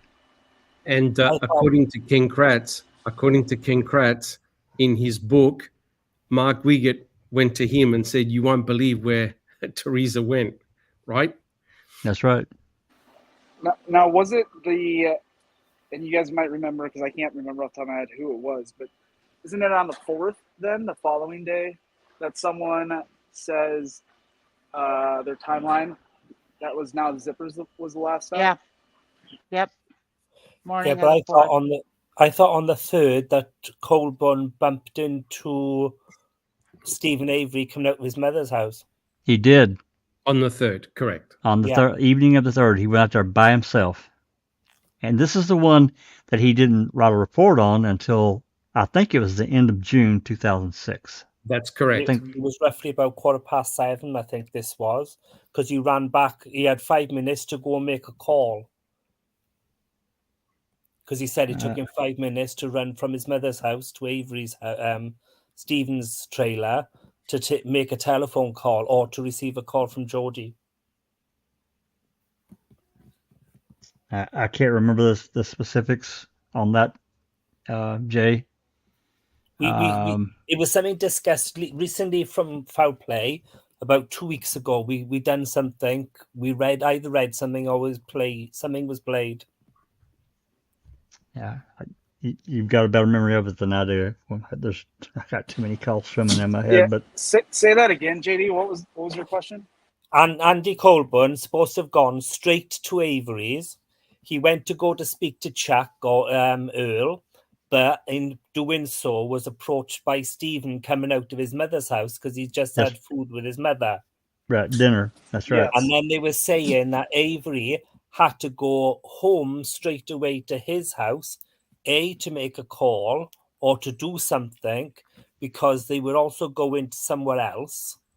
And I can't remember now exactly what it was, but he had to go to his house, and there was only a 5-minute time difference between Andy getting there and when he was supposed to have done something. When he goes to Menards. Yeah, he goes to Menards with Chuck. That's it. But he'd gone to his house first and then went to Menards. That's correct. Right. That's correct. When he went with his brother, remember he had cut open his finger, and he had to rush back inside his trailer. Now, correct me if I'm wrong, guys, but they had asked Colborn whether he had noticed a gash on Stephen's finger, and Colborn said no, he didn't notice any gash. So does that mean that Stephen had opened up his gash after he spoke with Colborn? I think so. Okay. Yeah, I think so. Did. I think so. Okay. He went and lifted his trailer or something, didn't he? Yeah, and recut open his wound. He was trying to do something with Barb's trailer and reopened it at that point. That's right. So there's a giant lie coming up here very shortly. No, Susan, no way. Come on. Yes, it's a good one. Yeah, too. Doc.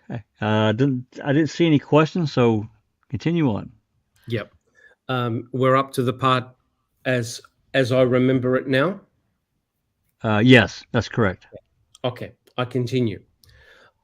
As I remember it now, I don't think we discussed a date. My assumption was when he said, quote, "I'm working on a missing persons case," end quote, and she was missing starting that day. I thought initially she went missing on November the 3rd. I went out to the Avery salvage yard as Wiegert, requested. I believe I also asked him before I went out there, what was she driving? He described her vehicle, and I believe he gave me the registration plate number, which I wrote down on a clipboard that had my beat sheets, so I knew where all my officers were. I just jotted it by hand. Went out to the Avery salvage yard. I remember flipping my spotlight around because it's some distance to get from the main highway down Avery Road before you actually get to the business office. I flipped my spotlight around a couple of times to look to see if I saw a Toyota there. The Avery salvage yard was not known for the inventory of foreign vehicles. They're mostly American cars, and a lot of them were older American cars. So I didn't see a Toyota. I get to the business office, parked my squad, got out of my squad, and my intention, by this time, I knew Chuck Avery very well. Our sheriff's office contracted with the Avery salvage yard for tows with other companies, but the Averys were one of them, and we contracted with. I had talked with Chuck numerous times in the course of his employment and in the course of mine, and I had been a customer there.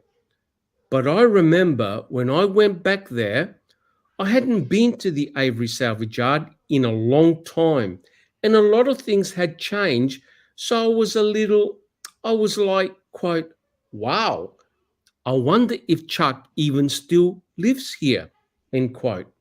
Because their business office is so much bigger than it used to be, and it's not even situated how it used to be, but I figured he was still there. Interesting. Yep. A lot of detail. Yes, a lot of detail. I parked in front of the business office, and I was going to walk around until I got to Chuck's trailer, which was also some distance from the office. Almost within seconds of getting out of my patrol car, I heard something behind me. I turned around, and Stephen Avery was right there, very close to me. Not so close that I could touch him, but close. When I turned around, he stopped walking, and he probably saw my spotlight flipping around, so he had asked me, quote, "What's up? What are you doing here?" End quote. I said, quote, "I'm just looking for your brother, Steve, but since you're here, there's a girl from the auto trader that hasn't made it back yet. Did she come out here?" End quote.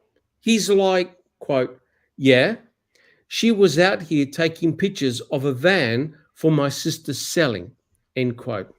I said, quote, "Did you talk to her? Did she tell you where she was going?" Quote, "No," he goes, "I never talked to her." He goes, "I did see her taking the pictures because I looked out the window." End quote. I said, quote, "Stephen, her parents are worried about her. Family's worried about her. She hasn't shown up yet. You sure she didn't mention where she might be going?" End quote. He's like, "No." He goes, quote, "I said, I never talked to her." I said, quote, "Do you recall about what time she was out here?" End quote.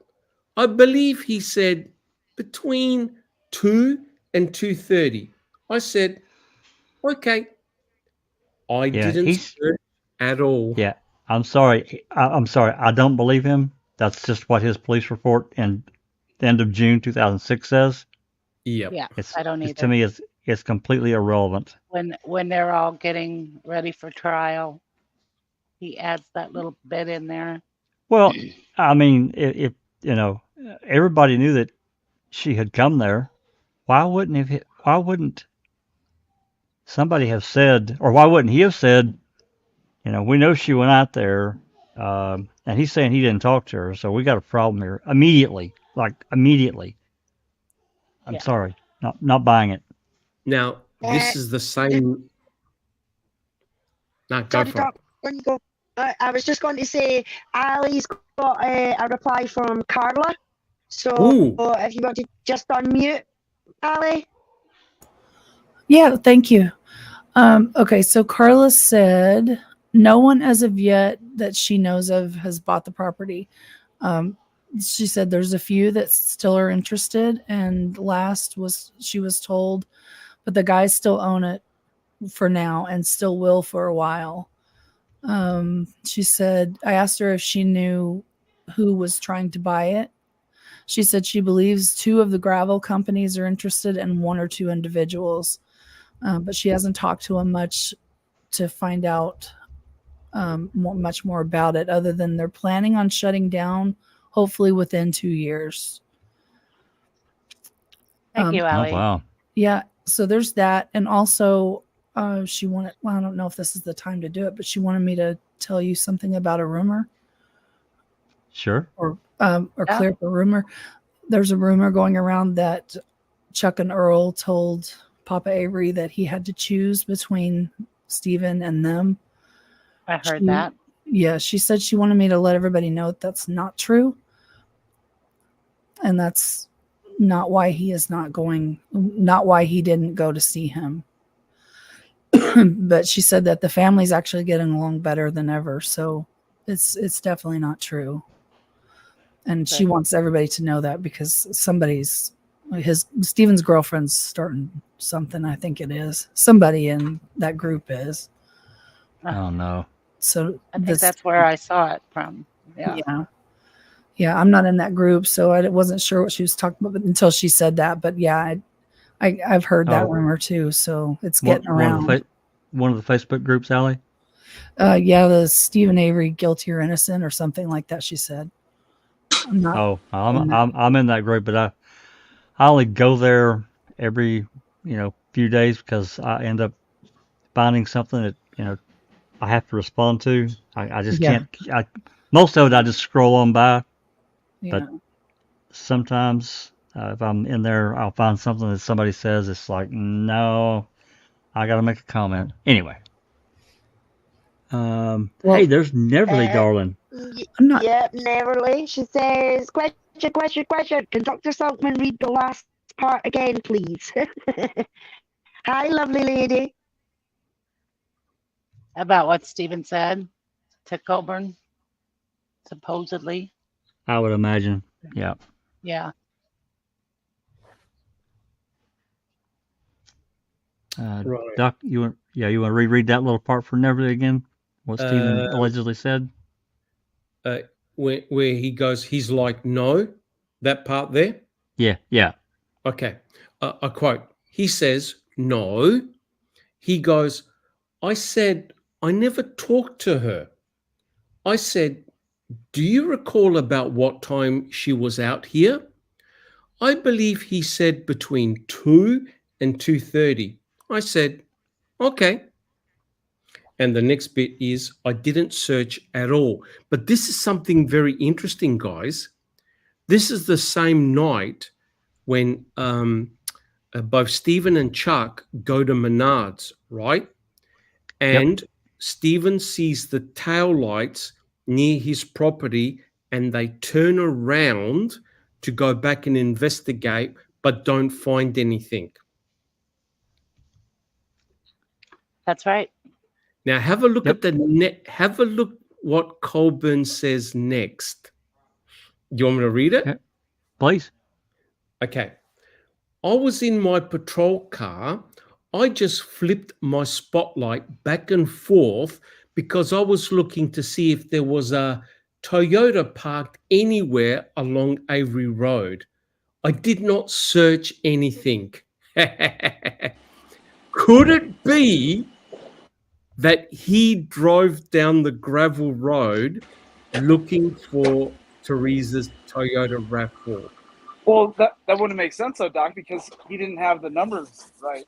Remember, he said the numbers that he had, he wasn't quite sure what they were, so he called later. Yeah. You have to have the plates to be looking at to see if you can find it. I mean, obviously, it's a newer model. You see it amongst junk cars, but...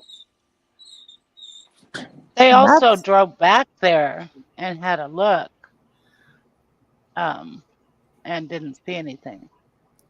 Yeah, we don't know for sure if they drove up on that ridge, you know. Mm-hmm. But this is pretty damn detailed, though. I mean, all things considered. That's always been my question, though. What you said, Duke. Why is he calling 3 hours after he gets that information from Wiegert? 3 hours later, why is he not calling before he goes to the Avery property if he's going to be looking around at all, either on the way and what's the attempt to locate? They got broadcast. It's just stupid. It's coming up when he's going to tell us right now when he made that call.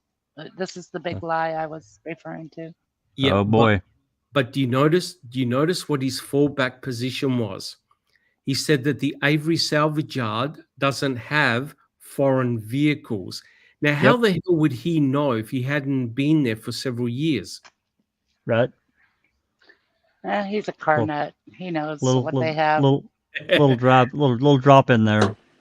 Yeah, it makes you think about that foreign key that they found that wasn't the Toyota key that we don't really know about. Correct. Yep.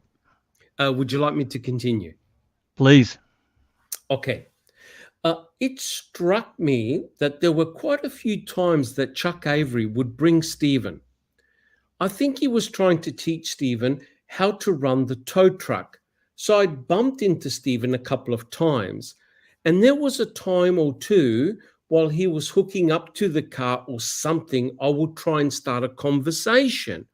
And while he was polite, he was standoffish. It seemed clear to me he really didn't want to engage in conversation, or not that he was uncomfortable, he just didn't want to talk to me. So I just chalked it up that maybe he's a quiet person and he's probably a little introverted, and just leave him alone and not continue to try and strike up a conversation. This time, he was the most cordial I've ever. It was the longest and, yes, the best conversation we had ever had. I was, God. quote, wow, maybe he's coming around. He's acclimating. He's getting used to not being incarcerated and he's turning his life around, end quote, because he seemed very, very nice, very upfront. When I turned to leave and go back to my car, he says something to the effect of, quote, boy, I hope she turns up soon, ends quote. Like he was sympathetic. So I responded in kind. I said, quote, yes, I hope she does, end quote. Oh my God. Wow. What a Andy made a ridiculous friend. statement that is. Yeah. Oh boy. You think maybe Stephen didn't want to talk to you on the tow jobs because he spent 18 years in prison? Yeah, and he talked to Or you that something he night didn't because do? you were a cop that was there on more official business, asking him questions Exactly. about a poor girl. Yep. Exactly. He said he was polite the other times. He just didn't, Yeah, strike up conversations with them. but you know what the implications are here. Of The course. implications are that Stephen is being Stupid. deceptive. He's being deceptive. That's Yep. right. Yeah. He's being too nice, right? Yes, Yeah. he's being too Criminal nice. mastermind. He's a yep. And Colborn now he's a psychologist.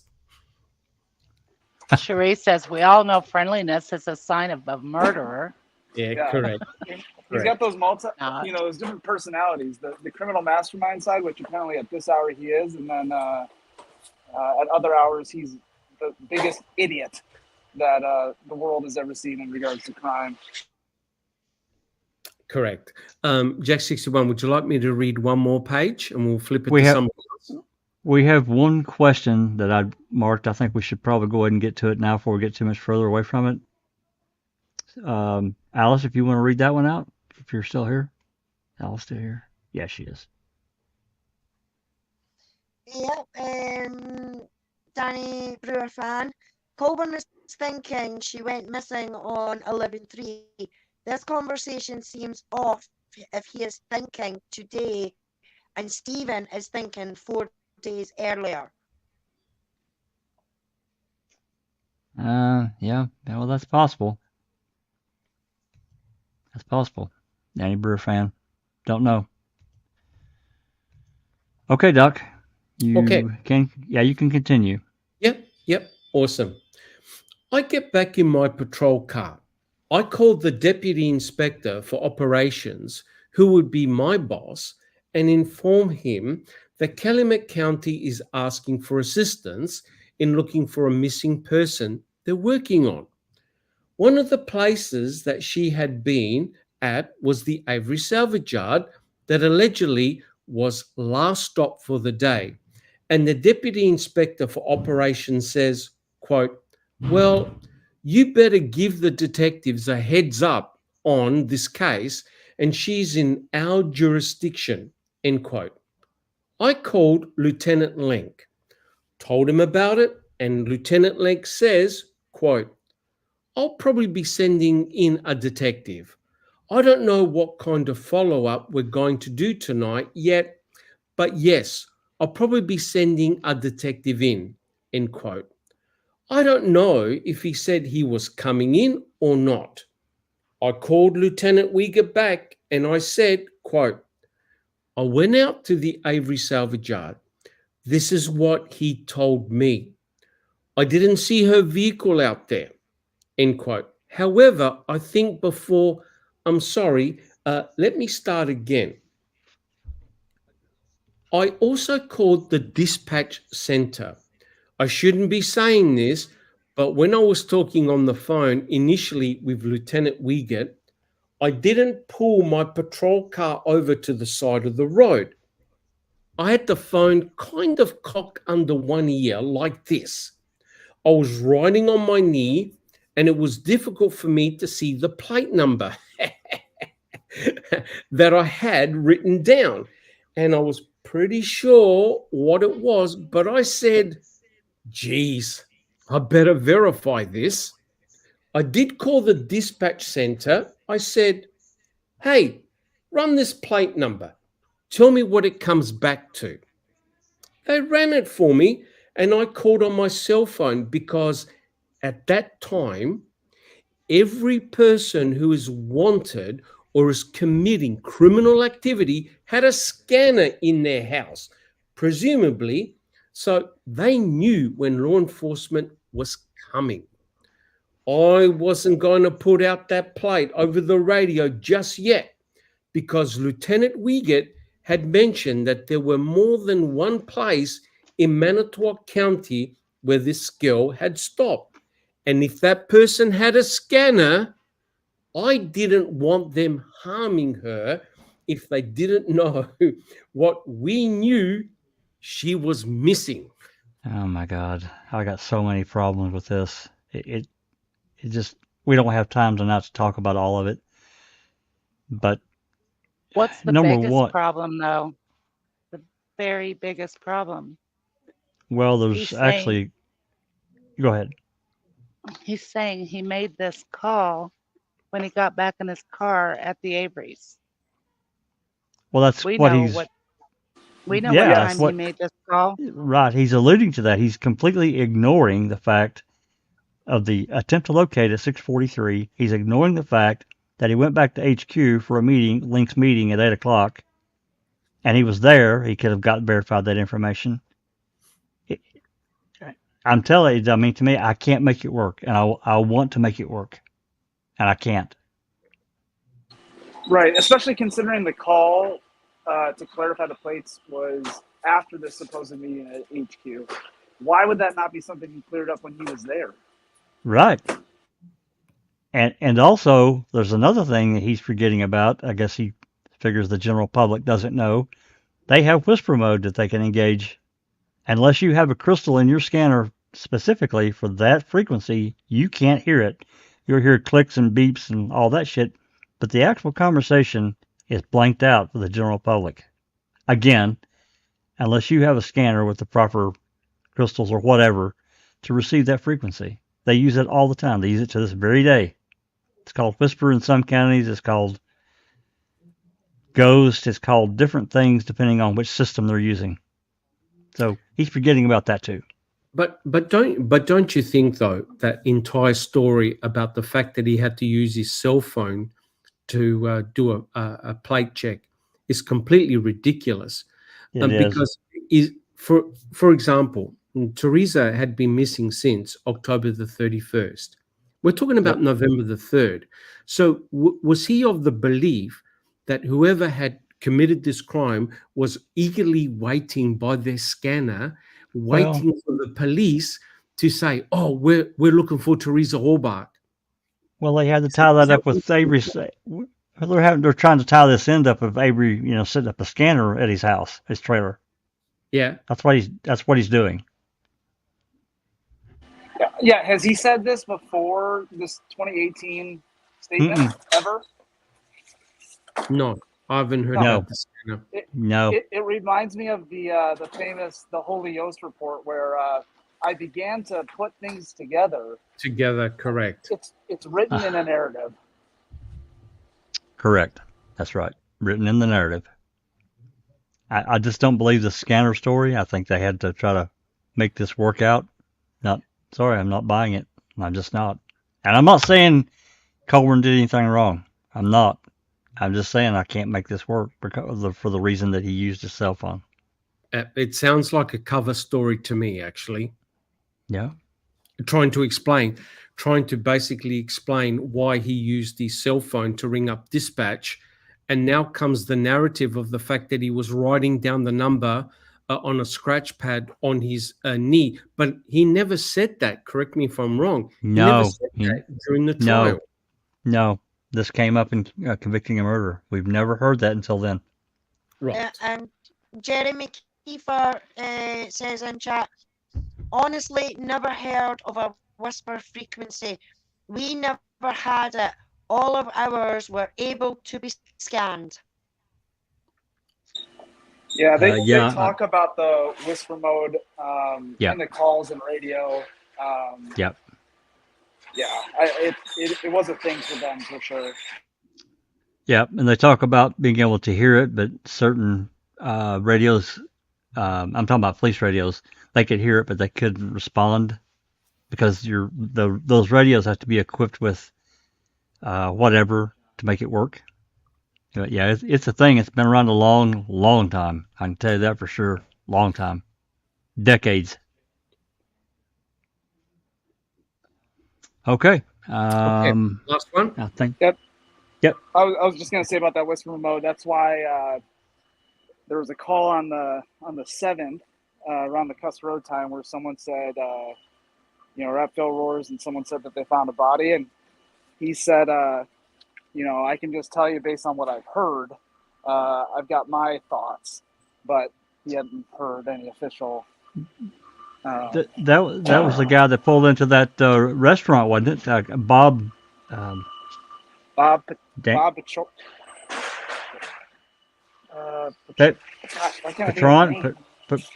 or something like that. Petrosky, that's right.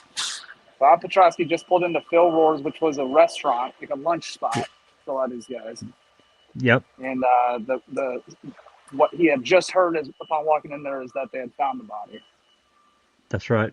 Oh, that's right. Correct. And Bob was a worker at a dealership where it was considered he owned. brother, I think that was he owned the dealership actually. He did, and Kasurik I think was his general manager, which was I think that Kasurik's brother. That's a lot of connections and there's a lot of reach in there, so I don't know, but that was just right. The statement that he gave was that he went to the restaurant and someone had said that they had found the body. Yeah. In fact, don't we have a phone call in which a reporter phoned in and said that he had heard a rumor that they had found a body at Cuss Road? That was that call. Yeah. It was beautiful. So yeah, it was a reporter that was at that same restaurant in Florida. Okay. That's right. Okay, read the last section for me. Yep, continue on. Okay. They ran the plate for me. She says, quote, "It comes back to Teresa Hallbach. She's listed as a missing person. It was entered by Calumet County. Mark Wiegert entered it. Quote, okay, is it a 99 Toyota? I asked. Then she said, quote, yes, 99 Toyota. It's registered to Teresa Hallbach. She's listed as a missing person. Okay. I called Mark Wiegert back. He said, quote, there's another place that she was. It's on County Highway B. The party's name is Zippera, end quote. I had remembered having contact with this guy as well, and the contact probably wasn't positive. And I said, George Zippera? He's like, yes, that's what we believe is the owner of that residence, end quote.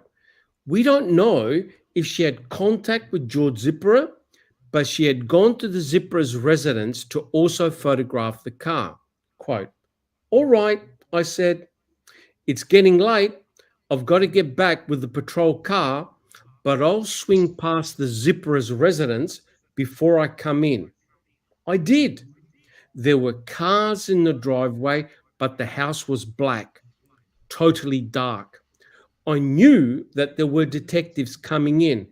I said, quote, well, I'll brief them when I get in and we can make a decision then on what we want to do regarding George Zippera, end quote. Got in, there was a detective from Calumet County, one of our detectives, and I told them what the extent of my conversation with Stephen Avery, and it was decided that we would go to the Zippera's residence and see if we could locate Teresa's vehicle and or hopefully Teresa.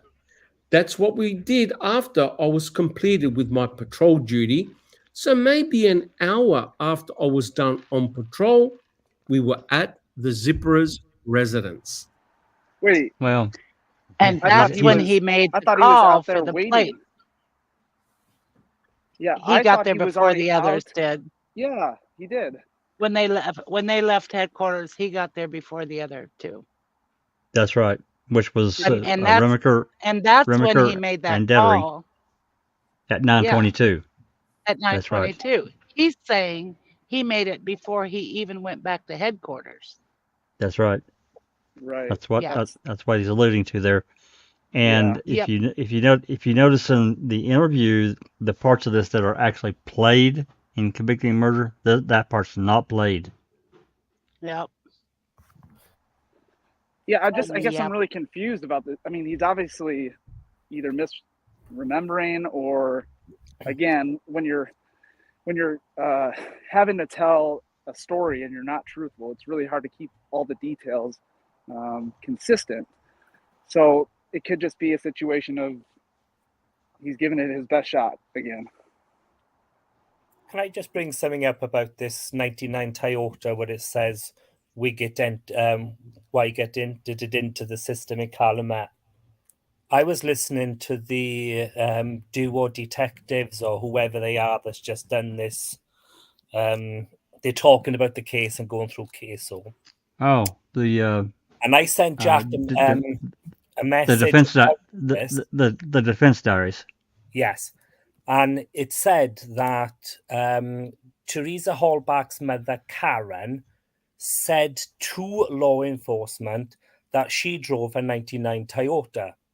So I re-listened to that call and nowhere was it mentioned that it was a 99 Toyota. Now, there was a warrant issued, I think, on the 4th or possibly the 5th to search Avery's, and it said in there it was a 99 Toyota ever before they actually found the car. So I didn't know where the 99 Toyota came through because technically it was Colborn that said it was a 99 Toyota in his telephone call at 9:22.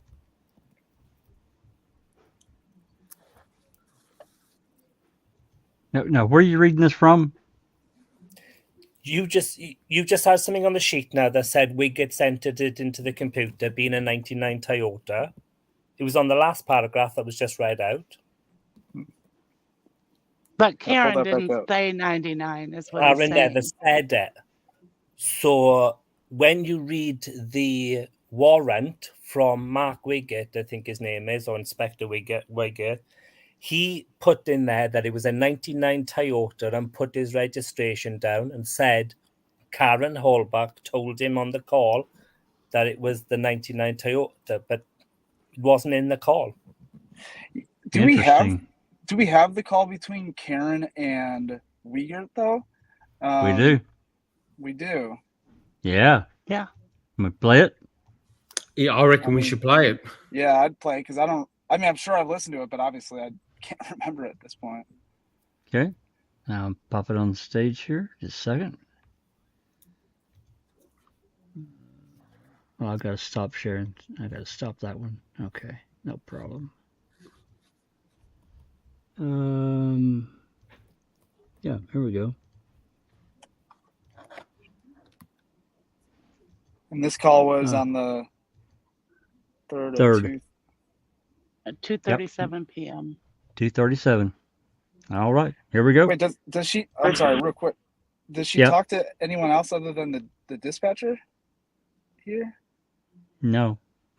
No. Oh, for some reason I thought someone was saying the call was between Karen Hallback and Mark Wiegert. No, Mark Wiegert wrote in the warrant when he requested it from the judge that it was a 99 Toyota, that it was Colborn that said it was a 99 Toyota on the 3rd of November. Well, and probably the attempt to locate had all the registration info. They had everything. Year, the license plate. They had everything. Sent out the attempt to locate it on the 3rd. It had everything. It had everything but the VIN number. But it had, they could have identified it through the license plate. But we can listen to see if Karen ever said 99 Toyota. I don't think she did. No, she just says green. Yeah, blue-green. Kinda. Yes. Green kinda. Dark green kinda. Dark green kinda. Yeah. There you go. Yeah. Sorry. It's okay. Here we go. Okay. And how long have they been missing? Nobody's heard from her since Monday. Okay.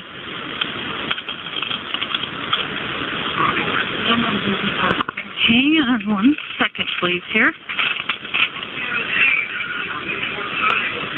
And where does the person live? She's our daughter. She lives right next door to us. It's W3637 County D, Silver. That's her address? Right. 3637. And her name? Teresa Colborn.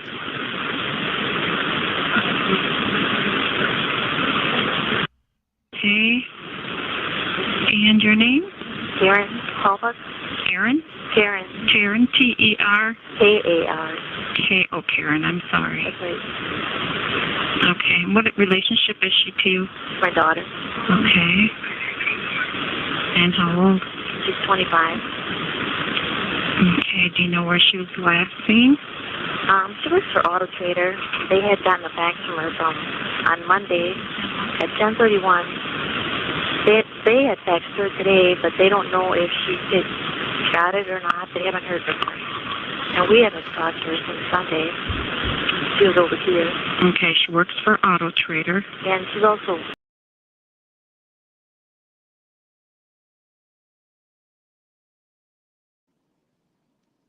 What happened? Uh-oh. I think we lost Jack. Oh, we did. I'm sure he'll be back.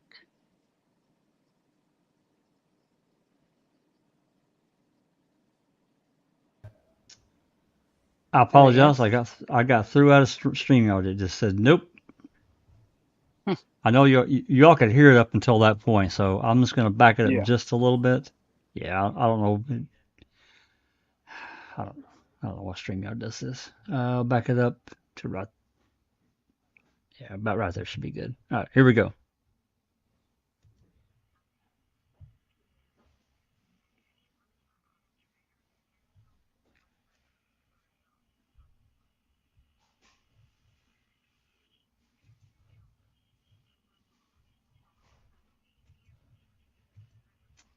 I guess I need to share it.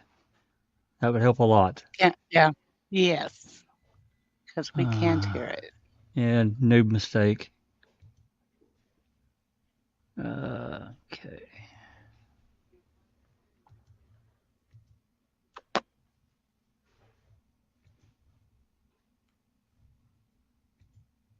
There we go. All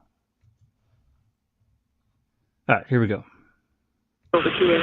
Okay, she works for Auto Trader. And she's also works for herself. She's self-employed. Is she married or anything? No. Just lives alone? No, she has a roommate. He hasn't heard from her since Monday either. His name? Scott Bladorn. Do you know how to spell that? B-L-O-E-D-O-R-N. Okay.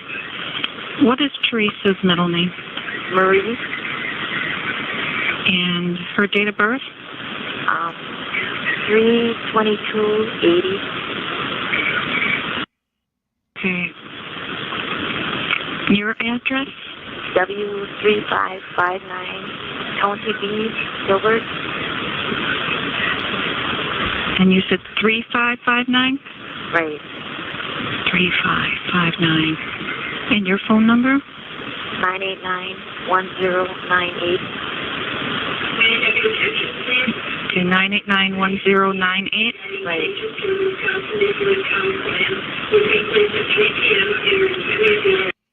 Okay, do you know what you said Auto Trader got a fax from her at 10:31 a.m.? Right, I think. It could have been PM. They didn't say. I had called Auto Trader too. I think it was Monday morning. Have you talked to Scott? My husband did. He said he hasn't seen her since Monday. He was getting worried too. Where would have been the last place that we would have seen her on Monday? At home, I guess. He saw her at home. Does he have any idea, remember what she was wearing? He didn't answer that. Okay. What's Scott's phone number? He's at work. But I can give you the home phone. It's 989-2911. 2911. And he does live at 3637 County B? Right. And he works for Jack Diedrich Construction. Jack Diedrich? Right.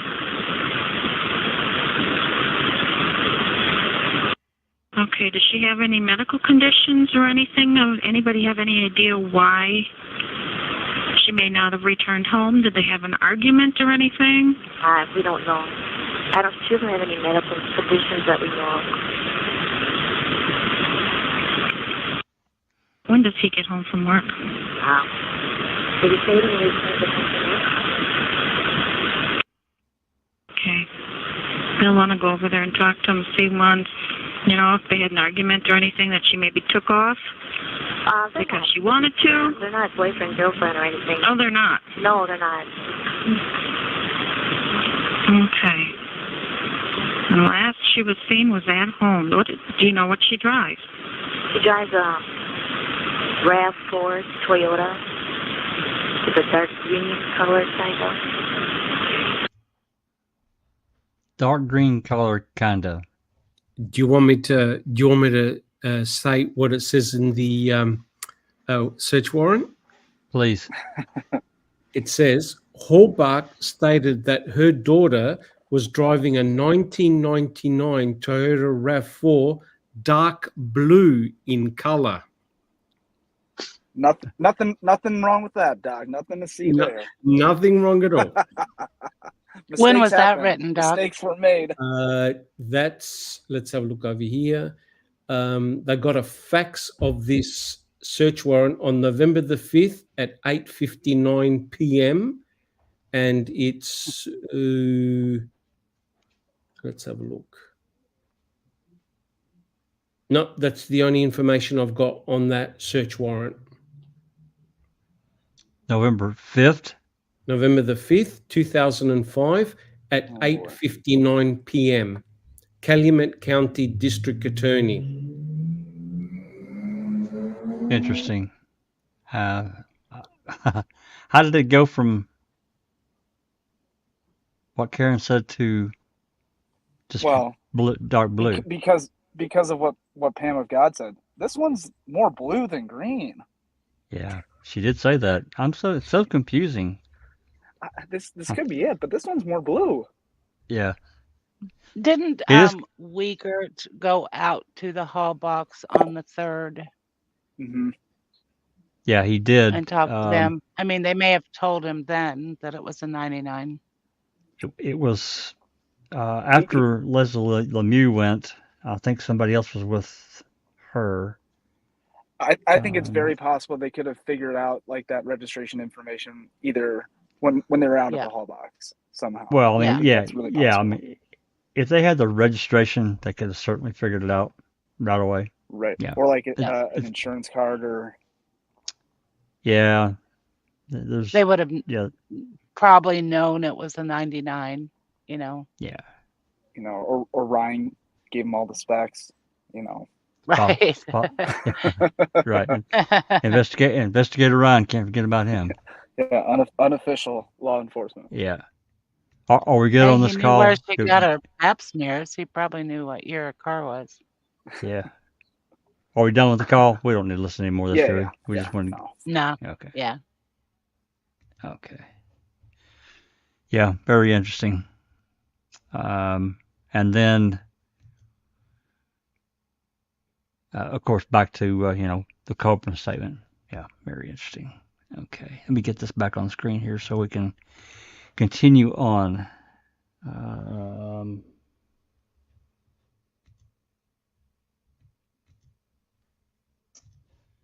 Okay. Yeah, again, to me, the problem here is the credibility of his stories, right? And I say stories because there's multiple. We hear quite often about the inconsistencies within Stephen's statements, right? Any minor inconsistency is highlighted to the nth degree. which is important. You got to highlight those. But if you're going to do it for Stephen, you've got to do it for one of the, officers who was right in the thick of this investigation. Yeah, you can't ignore it. I agree. No, I agree. I completely agree. If you're going to do it for one, you got to do it for the other. Okay. I can read a few of these if you guys want, or if somebody else wants to read. I'm glad to let you. But ultimately, well, that's the first word here. I think we should continue on, unless there are questions. I mean, if there's any questions that I have missed in listening to this call and so forth. I haven't really seen anything jumped out and grabbed me. So I'm going to continue on. I'm going to read a few of these, and then maybe we can trade off and get somebody else to read some. So let's move on. Ultimately, it took us a long time to get him to come to the door. He wasn't like welcoming law enforcement with open arms, but we did find that she had been at the Zipper residence, and clearly there had been no one at the Zipper's residence when she was there, because she left a note on the car that said she had photographed. She must have been trying to get hold of someone at the residence and was unable to, and she had left a note on the car. Interviewer: Did she put a time on that note? Respondent: There may have been a time on it.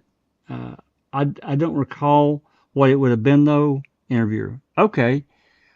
We would now presume she stopped at the Zippers respondent. First interviewer. Respondent, first interviewer. On the Avery's respondent. On the way to Avery's respondent. Yes. Interviewer: Does that logistically make any sense if you're doing a loop through town? Respondent: Yes. Well. Comments? There's a lot of problems there, right? Yep. Of course, this whole note thing, and there's been a lot of conversation on different platforms over the past few days about this note, which has been great. However, for me, why is this? The note was on the car. We presume that she hadn't been there. There might have been a time on the note. This is another great Colborn addition to a story that we haven't heard this section of it before, right? So right. All it does is it raises more issues here. Why is he saying that a note was left in the car? He didn't say, I think it might have been left on the car, or there was a note somewhere. I'm not sure where it was left. He said a note was left in the car. That's right. That's right. And this is the note. So is he just making it up?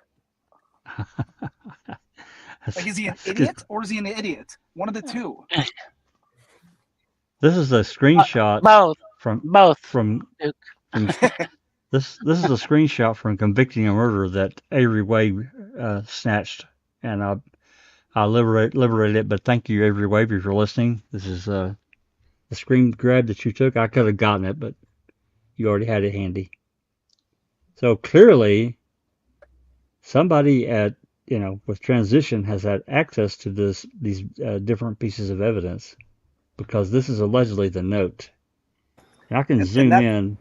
And that photo, Jack, is not something that we have had before. That was captured in Convicting a Murder, but we had photos of where that note, in regards to like what evidence tag number it's in. Yep. We have a photo of that evidence tag. However, the note is behind a piece of paper. We've never known that this thing existed. Now, that's right. At least for me, just to again, thinking on different possibilities here. Is it possible that this is the note that he's talking about? It was left on the car because no one was there at the car when she was taking pictures, and she left it there during the stop and then went to Avery's. Maybe, but I don't know. But that causes problems with Joe Ellen's statement, right? It sure does. Yeah. That's right. Allie? I was just going to say, I know I've heard this or seen this before. I know I have. And what does Joellen say? Does she say that this was left on the table out there, out back? Yes. Okay. That's what I thought. So does she look at this, or is this evidence shown to her at trial? No. Or she? Go ahead, Doc. This is where it gets really bizarre, because I went to the original trial testimony, and in court, Kratz talks to Joellen, and he actually shows her the plastic bag, and he gets her to say, "Do you recognize the material?" She recognizes 3 of the items, and guess which item she doesn't pick up? The note. The note. So there are 3 items that she picks up and says what they are. She never mentions the note. And then, bizarrely, she's shown a photograph of the package. And she's asked, "Do you recognize the package?" And she goes, "No." And Kratz had to tell her, "Well, that's just the photograph of what you've just recognized in court." So for some bizarre reason, this note that you see here was not pulled out of the bag, was not recognized by Joellen, and simply has disappeared. So you don't see this note being brought up during the trial. Yep, that's what I remember too. It's interesting. And even this picture here, it's not the full piece of paper. No. Could there be a time up top, or at the bottom, or by that thank you, or I think the bottom part is the part that he's supposed to fill out. And I'm telling you, I've seen this. I couldn't tell you when, but it was years ago. I couldn't tell you where I saw it. And I might be crazy, but I swear I've seen this. I've never somewhere seen it that I can remember anywhere. I remember the packet of stuff, like a for sale sign, and the magazine, and the note she left, all left on the table. Remember all that? That's my memory too. Yeah. The evidence photos that we've got show the plastic bag with the items inside. Yes. They also show the items outside, but believe it or not, the note is covered. Correct. I believe it. On the tag that someone is holding up, it clearly talks about 4 items. So for some unknown reason, we don't have an official photograph of the note that Teresa left in the package. Right. We don't and have on that tag, it says handwritten note as part of what's in there. There's really nothing evidentiary on it. I mean, she didn't put the time she was there. But it's still a statement. Colborn says that she might have. Yeah, it's the statement. I mean, we can't see the whole paper. Right. But it's the statement that she allegedly made to Joellen. That's the problem. Right. Because as I understood it, she ran into Joellen. Joellen directed her where the car was because Teresa allegedly couldn't find it. Mm-hmm. And then why would she leave a note? I don't know. Well, after Teresa had photographed the Firebird, I believe it was, Joellen said that she came back smiling and that she had left the package of goodies with Joellen. And in that package, you can clearly see that there are 4 items, including that letter. That note. It made no sense for Teresa Halbach to leave that note on the windscreen of the Firebird if she went straight back up to Joellen, which makes me ask the question, where did Colborn, and I think you asked this question too, Duke, where did Colborn get the notion that Teresa Halbach had left a note on the car or near the car? Had to be after the fact. I mean, for me, yeah. Because, of course, what goes missing? The voicemail message. Yep, gone. Gone. Somebody's sock drawer. Absolutely. Let me pull this back up, see what else we got here. Yeah, the statement. I mean, if that note was actually left, the statement by Joe Ellen is a real problem. It's a huge problem. Okay.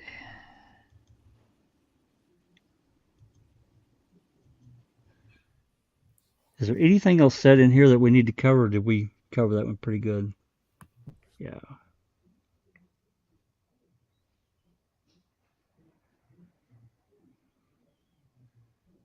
Did she put a time on that note? Respondent. There may have been a time on it.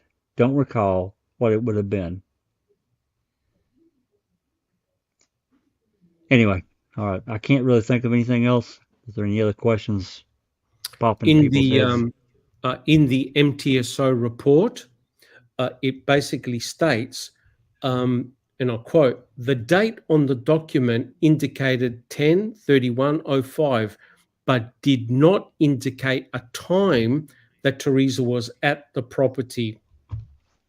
So this was written by, I think it was Deidring? No, Remaker. Yeah. So it's very, very interesting that they specifically stated that there was no time on that note, but we don't have a picture of the entire note. Right. Well, it's an exhibit, so that can be requested. And I think I should do that, to be honest. Well, it's probably in the same spot that voicemail is. I hope not. God. You just know that thing's incriminating. You know it. Oh, absolutely.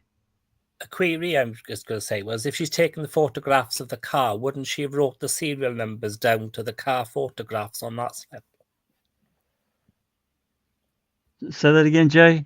If she's taken the photographs of the car, yeah, and then he rings up, say, a week later and says, go ahead, how do they know what the photograph numbers were? Wouldn't it have been put on the slip as well? Well, that's a normal protocol.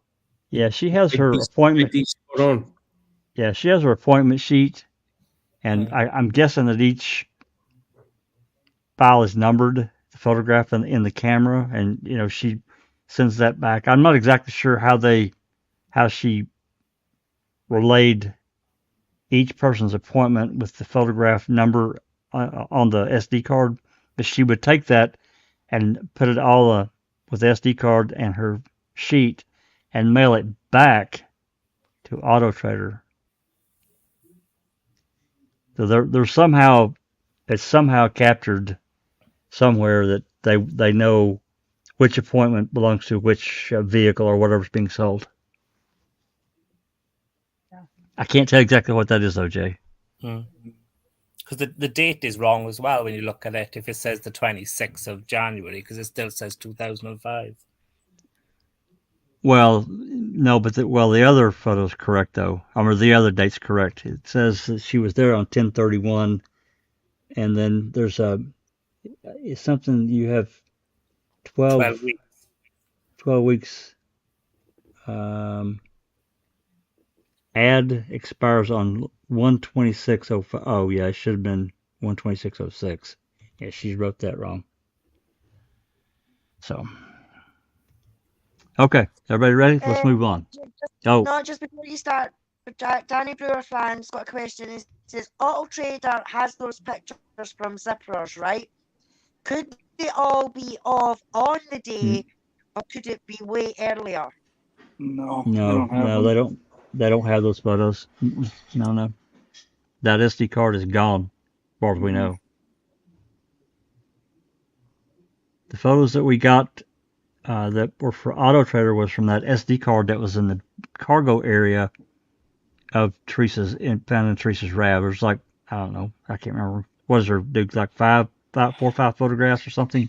I think so. Weren't those taken on October 10th or something like that? I think that's right. Correct, earlier. Yeah.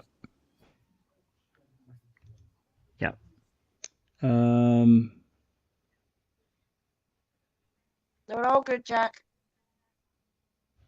Okay. Let's get that calmed down in the chat, please. We don't want to have. Let's be civil. Let's be decent.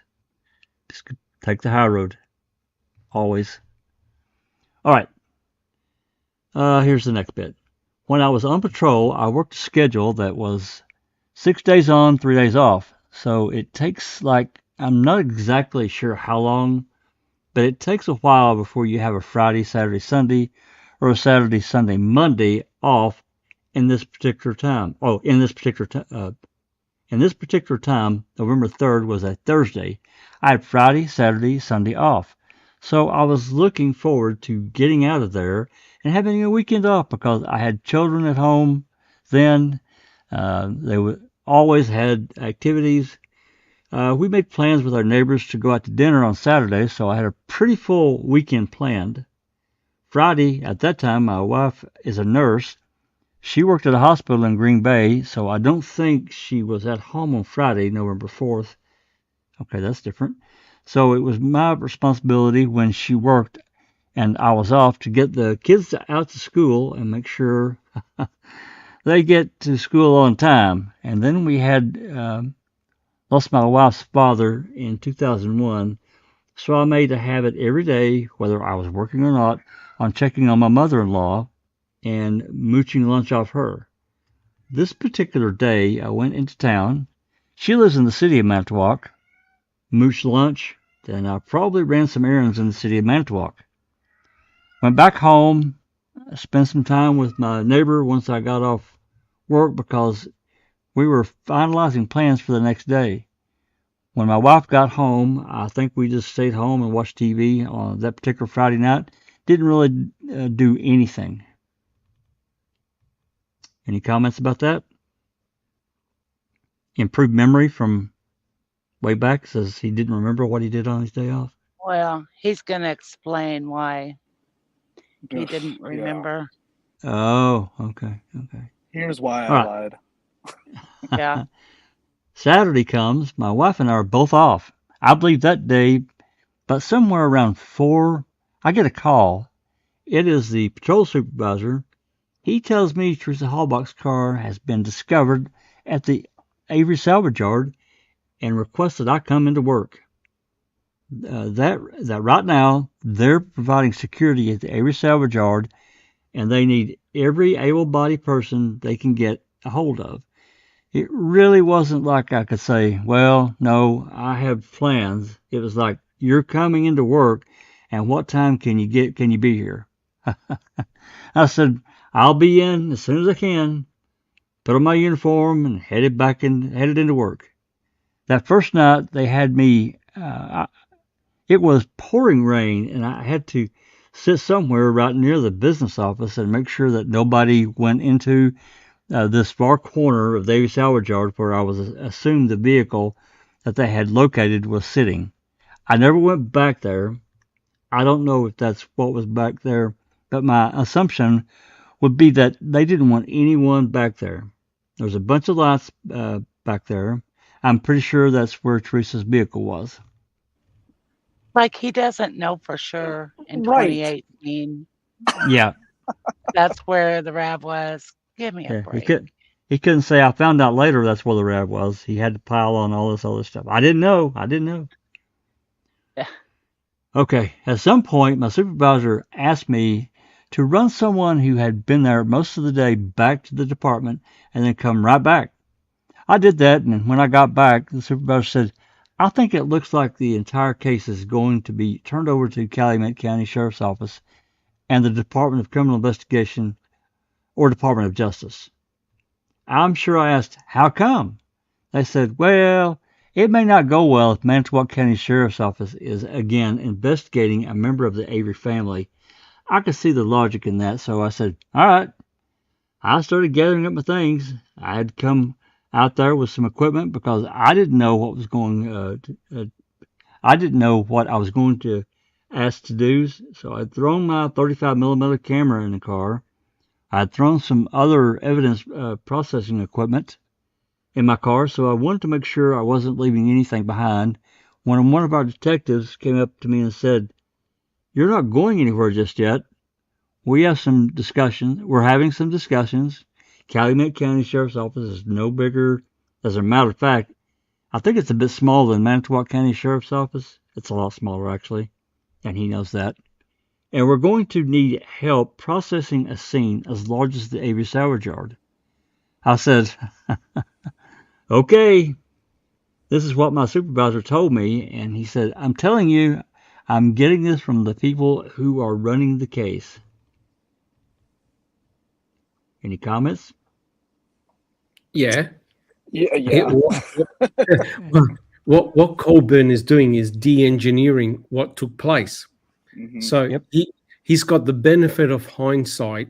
So he's providing a running narrative of his actions, and it's incredible that he knows nothing about what took place. Right now, remember, everyone's a potential suspect.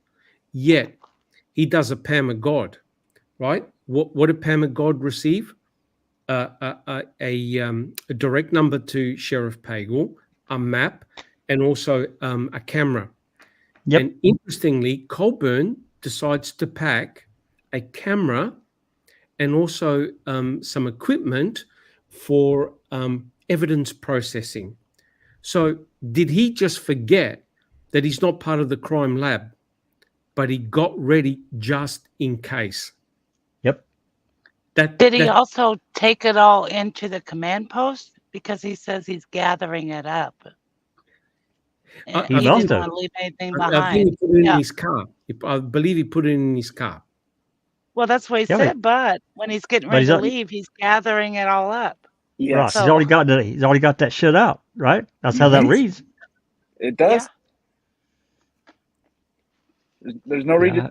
There's no need to be gathering it up if he hasn't taken it out. That's right. Exactly right. He was told that they were doing security. Yep. When they called him in. Yeah, not doing evidence collection or anything like that. Yeah. Right. And just just keep in mind again, this whole I guess it's just a coincidence that it's Colborn and Lank and Remaker with Tyson who are up there swabbing blood on the 5th. John Ertl of the crime lab, who is the guy you want to go into that scene, is sitting out in his car in the pouring rain, twiddling his thumbs while Colborn, Lank, and Remaker are in there swabbing blood. Why? Yeah. Why? Yeah. Yeah, I agree. Because he had to follow the car back, Yeah, but I mean, he was, he's saying, it was just kind of waiting for, what to do next. And here they are. They try to make this, they didn't convict him of murder. They try to make this leap to say, so many of our resources were limited. This is a small department. There's not many detectives, not many evidence collection guys. It's bullshit. It is. It's bullshit. I agree. But if they needed help, we've had this discussion a lot.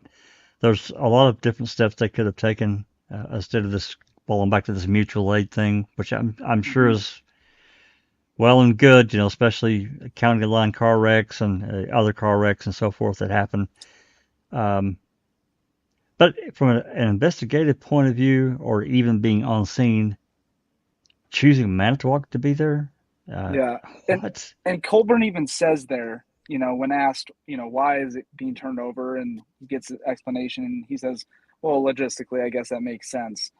Now, when you're asked just a little bit after that to yourself go into Steve and Avery's trailer, why wouldn't you, as a person with any sort of integrity, say to that investigator, hey, FYI, this whole conflict of interest thing, if there's anyone who probably shouldn't go in there, it's me. Yeah. Yeah, that's right. But that would take integrity, which is unfortunately not one of Colborn's strengths. Well, and Link, too. He shouldn't have been in there, my opinion. Yeah, he shouldn't have. I mean, no one from Manitowoc should have been, but that's besides the point, especially those two. Yeah. Yeah, I agree. And who are the detectives from Calumet? Well, you got Wiegert, Dettering,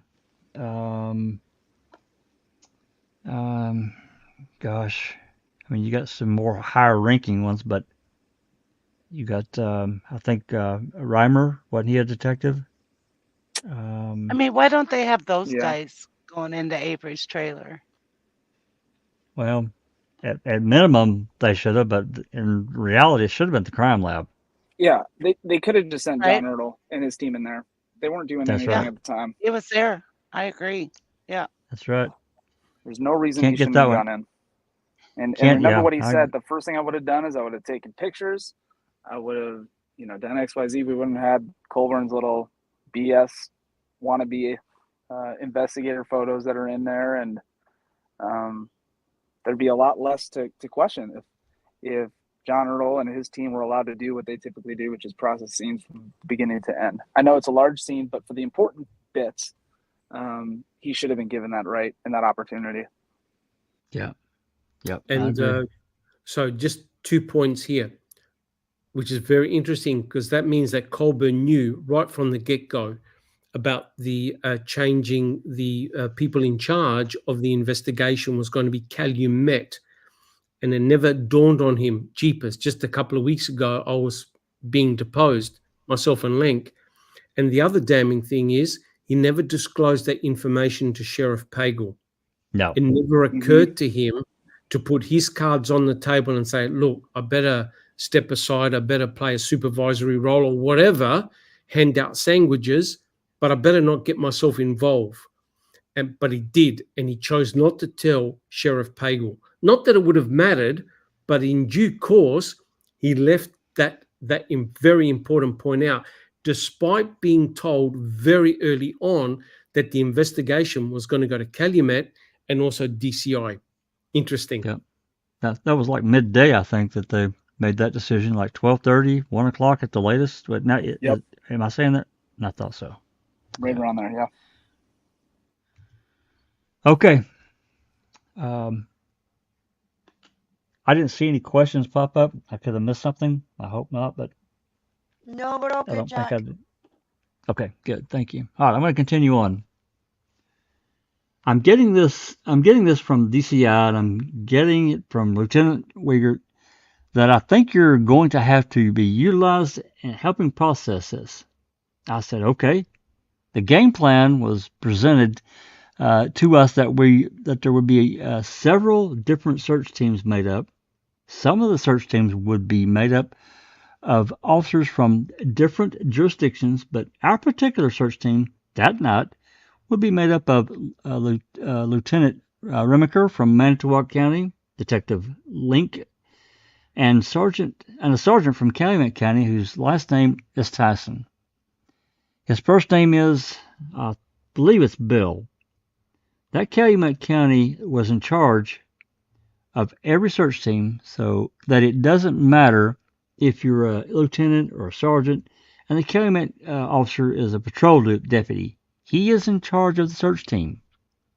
I said, sounds like a plan to me. That's the way it ran the entire time. We were to consistently be within arm's length of certainly visual sight of the Calumet County officer that was in charge of the search team. It wasn't always the same Calumet County officer, but I worked the entire time I was searching. It was always worked with a detective, Lieutenant Link, and or Detective Remaker. We had different Calumet officers assigned to our team. If anybody doesn't see a problem with this, you're not looking at it with an unbiased focus. Mm-hmm. And I don't really care which side of the fence you're standing on. It doesn't matter. Manitowoc, having to babysit another jurisdiction county saps your resources immediately. Yeah. Well, and the rule didn't always apply. There were exceptions for whatever reason. Yeah. Mr. Right. Jason Jost was allowed to do a lot of things without the supervision of Calumet County. A lot of things. Yep. Not any important things, just finding the bones and working with cadaver dogs and little things like that. Yep. Colborn went to Maribel Caves without a Calumet County guy. Mm-hmm. Yep. And who was supervising Siders? Who was supervising Bushman? Nobody. So Duke and yourself and others have said, what an incredible waste of resources, whereby you had to employ babysitters, law enforcement to look at other law enforcement officers, and then for Fassbender to cry, basically, oh, we were so short-staffed, we needed additional officers, when you had a whole group of Calumet officers supervising individuals that should have never been there in the first place. It's completely ironical, and it does your head in, because it is a total duplication of resources and a waste of resources. Yeah, because those individual officers could have been, I mean, they could have paired up two guys together, no matter where they're from, and it wouldn't matter if I'm doing this, you're doing this. And nobody has to stay there and watch you to make sure you're not, screwing the pooch, doing something nefarious. I'm sorry, I just have a real problem. I've always had a problem with it.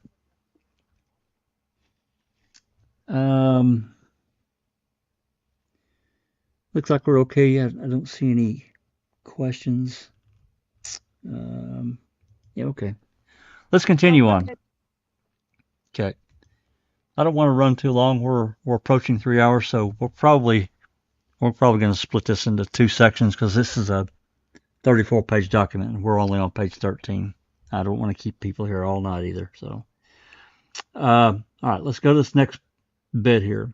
Okay, Detective Link and I both received a subpoena ordering us or calling us to a deposition where we gave statements as witnesses for Stephen Avery.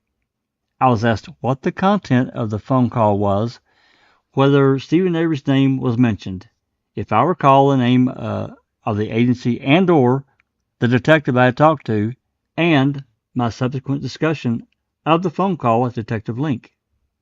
I believe I was also asked if there had ever been discussed with Sheriff Kosarik. I had not, but we were not named as defendants. We were witnesses for Stephen Avery during that deposition. Well, I don't recall after that first time ever going back out there shooting.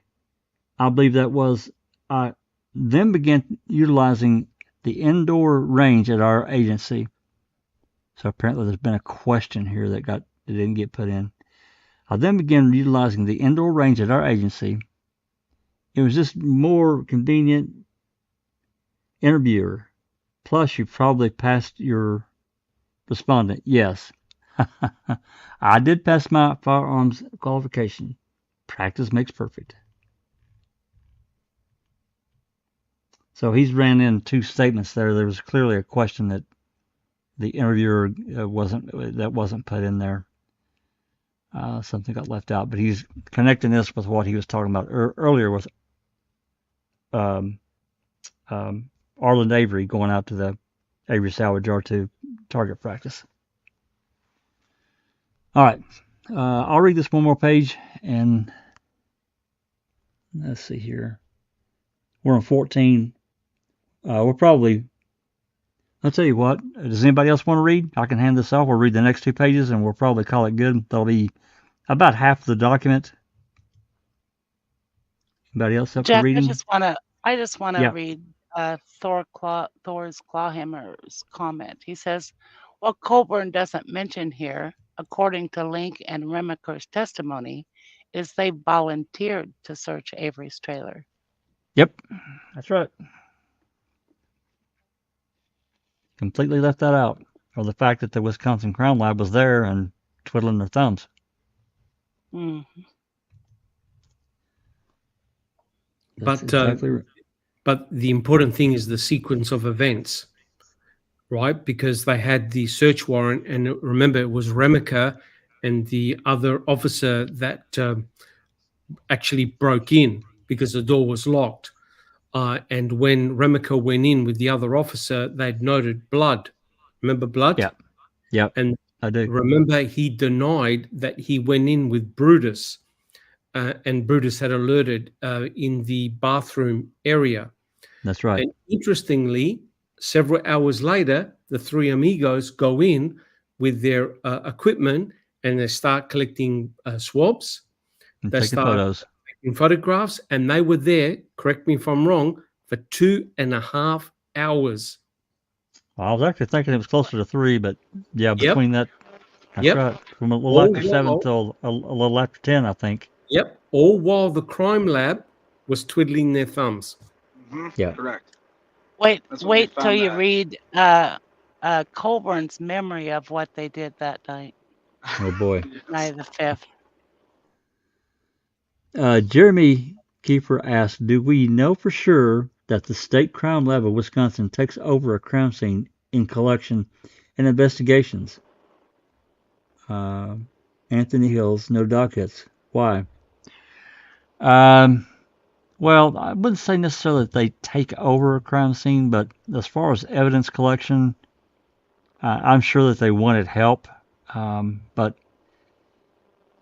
I can't truly answer that question as to how that delegation is supposed to happen. Go ahead, Doc.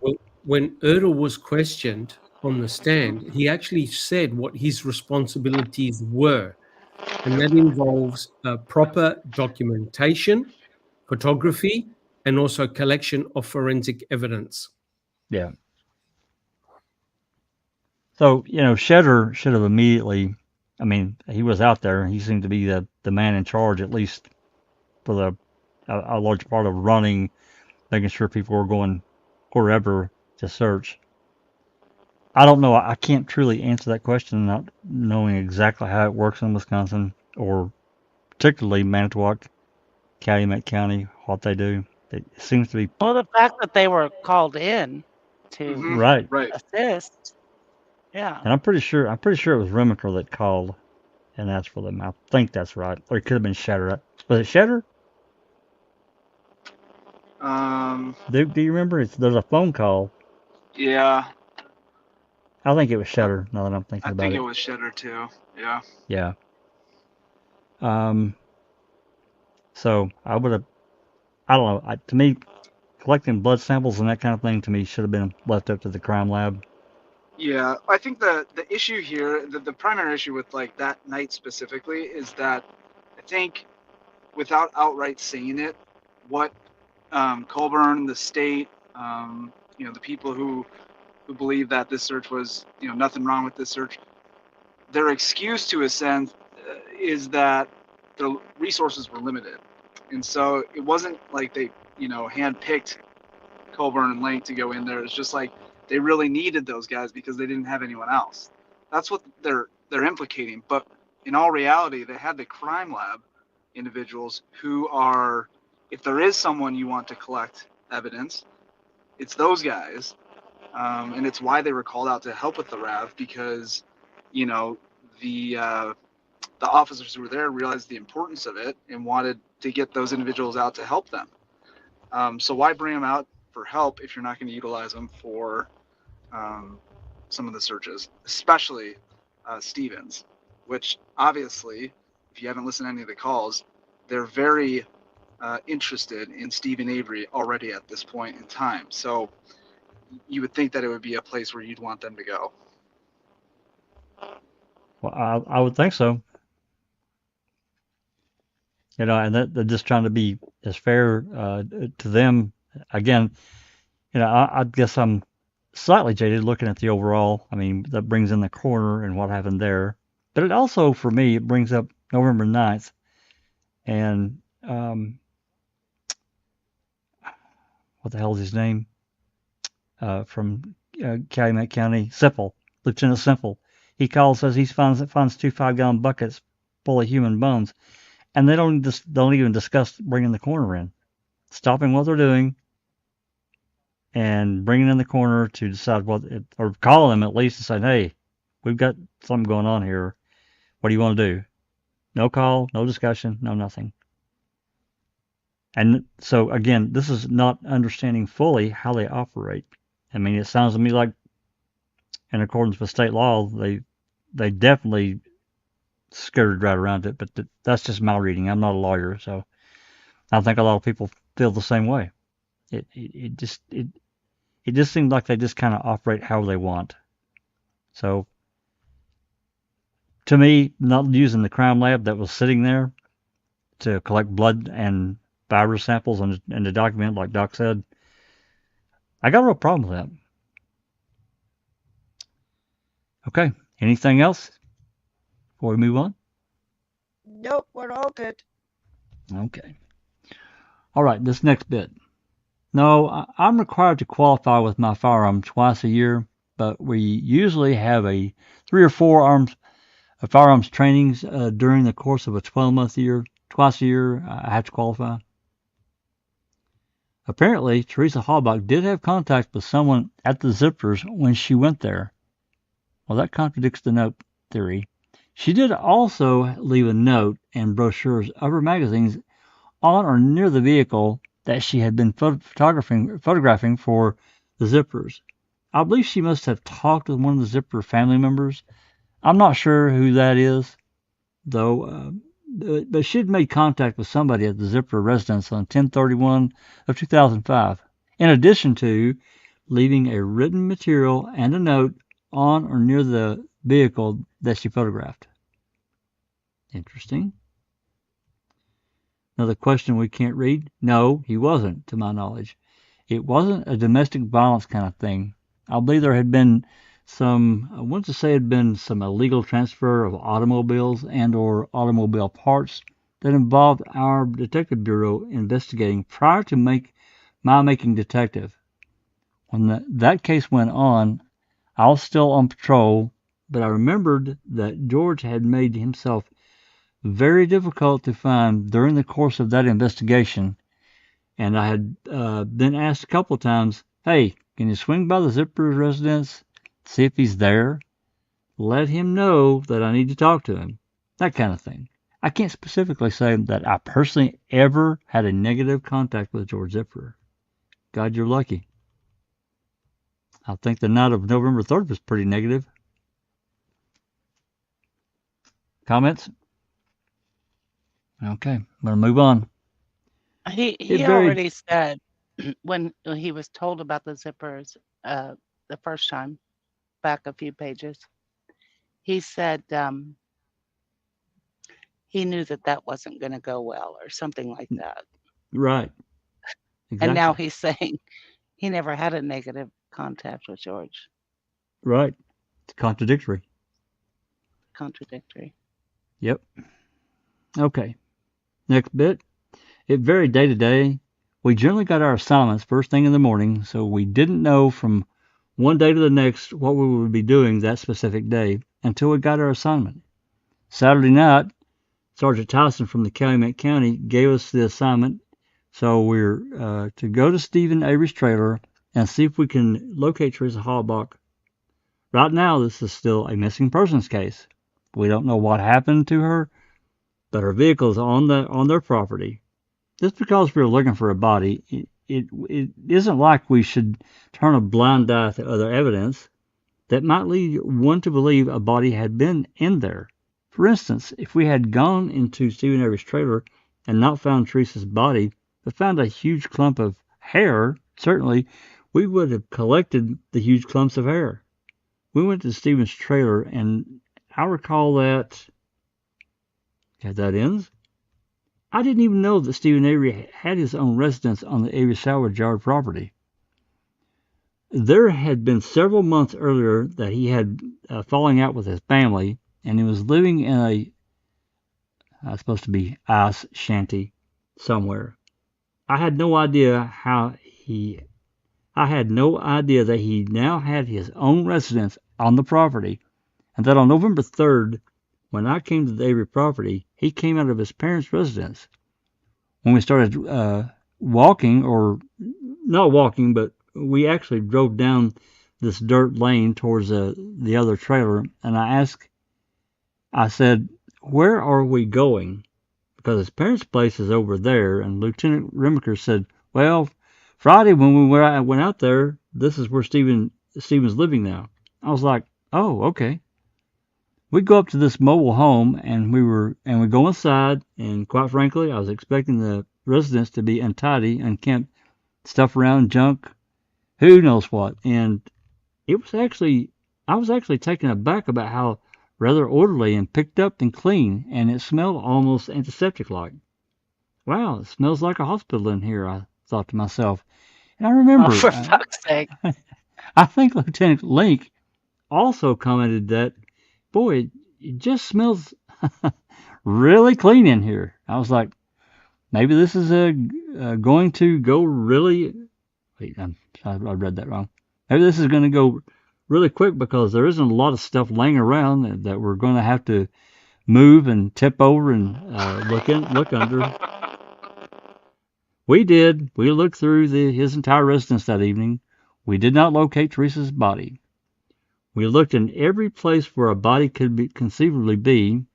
We did notice a few other pieces of evidence, but I believe the only evidence that we actually collected that night was a pair of leg irons and a pair of handcuffs that were located in Stephen's bedroom, the master bedroom. That I believe that the residence was a 2-bedroom, possibly even 3, but the bedroom clearly that Stephen was using. All his clothes were in there. He didn't remember collecting all the blood samples, being in there for 3 fucking hours. Pardon my French. No, he doesn't remember that. Wow. A little surprised the interviewer didn't remind him. Okay, moving on. We also noticed that there were 2 firearms hanging over his bed. Stephen Avery at that time was a convicted felon, should not have been in possession of firearms, so we noted that at a future date, those would have to be collected as evidence. But I believe the only evidence that I can specifically recall was the leg irons and the handcuffs. My duties that night pretty much were that they asked me to do all the photography. I was using a 35mm film style camera at that time, and that's what I did. And it was in the process of taking pictures that I noticed the leg irons and the handcuffs. But he doesn't remember them swabbing for blood. That's quite amazing. Okay. By no means were we ripping the place apart looking for minute trace evidence. We weren't. Did we check between the mattresses and the box springs to see if there had been blood on top of the mattress and maybe he flipped the mattress over? Yes. Did we look under the bed? Yes. In the closet? Yes. We didn't do a lot of moving around of any pieces of furniture. It did take me a while to photograph the entire residence, but not because we were moving and looking in a bunch of areas. It's because there's 12 to 24 exposures on a roll of film. So I was constantly changing film and adjusting the shutter speed and the f-stop, but eventually we got all the photography done. The handcuffs and the leg irons weren't, I'm not going to say they were like hanging on a hook on a wall in plain view, but they were kind of in plain view on a bookcase that you had mentioned. It was a bookcase where we later found additional evidence. We took those because they were in plain view. They gave us, or certainly in my mind, said these certainly could have been used to restrain somebody. Who knows if her DNA is on there? I definitely think we should take those before we leave tonight. I specifically remember Sergeant Tyson bagging those up, collecting these, but beyond that, I can't recall collecting any other evidence from Stephen's residence that evening, and I can't give you a time we were in there, but it wasn't extraordinary. It was like we were in there for 4 or 5 hours. It certainly wasn't. I would think maybe an hour, maybe less. It was more of a general search looking for evidence of a human body, or evidence that something had happened to a human body in that residence. Oh boy. How much bullshit is that? That's a typical Colborn amount of bullshit in there. A bunch. Oh my God. They were there that's 2.5 hours. That's just a lie. Total lie. Yeah. They did all those blood spots, a bunch of them. Don't remember any of that. Yep. And he was busy changing all that film. I thought there was 2 rolls. Now that I think about Was it. there a little bit too much information there? Yeah. Changing the f-stop. I was doing this and that. And shutter speed. On. How time consuming that shit can be. So where is he saying that the leg irons and handcuffs were found? Well, he was kind of where he was found. Oh, what Yeah. do we actually have a photograph No. of the leg irons No. and handcuffs? Not laying on that Not in record situ. case. No, Well, we do not. Well, what about the image that was taken on November the 6th when they did the walkthrough? I don't recall seeing any leg irons and handcuffs on the cabinet. No. No, they took them on the 5th. They On took the him on the 5th. 5th. Yep, All right. out of the 5th. That's what he's talking about. Yep. But he photographed that, trailer, every bit of it. Where's that photo of the leg cuffs? Handcuffs. Yeah. Right. Leg Why didn't he irons. photograph those in situ before they collected them? Because the only ones I can actually remember they're already in the bag, right? Am I remembering that correctly? Yeah. And the furry stuff is taken off of them. They were an animal print. That's what Stephen bought. Did he? Yeah. He bought Yeah, a that's set on the and his receipt. sister bought a set. Yeah, I think the That's on ones the that you receipt. see, I'm sorry, I think the ones you see in the bag are little finger cuffs. I don't think those are real, Right. handcuffs.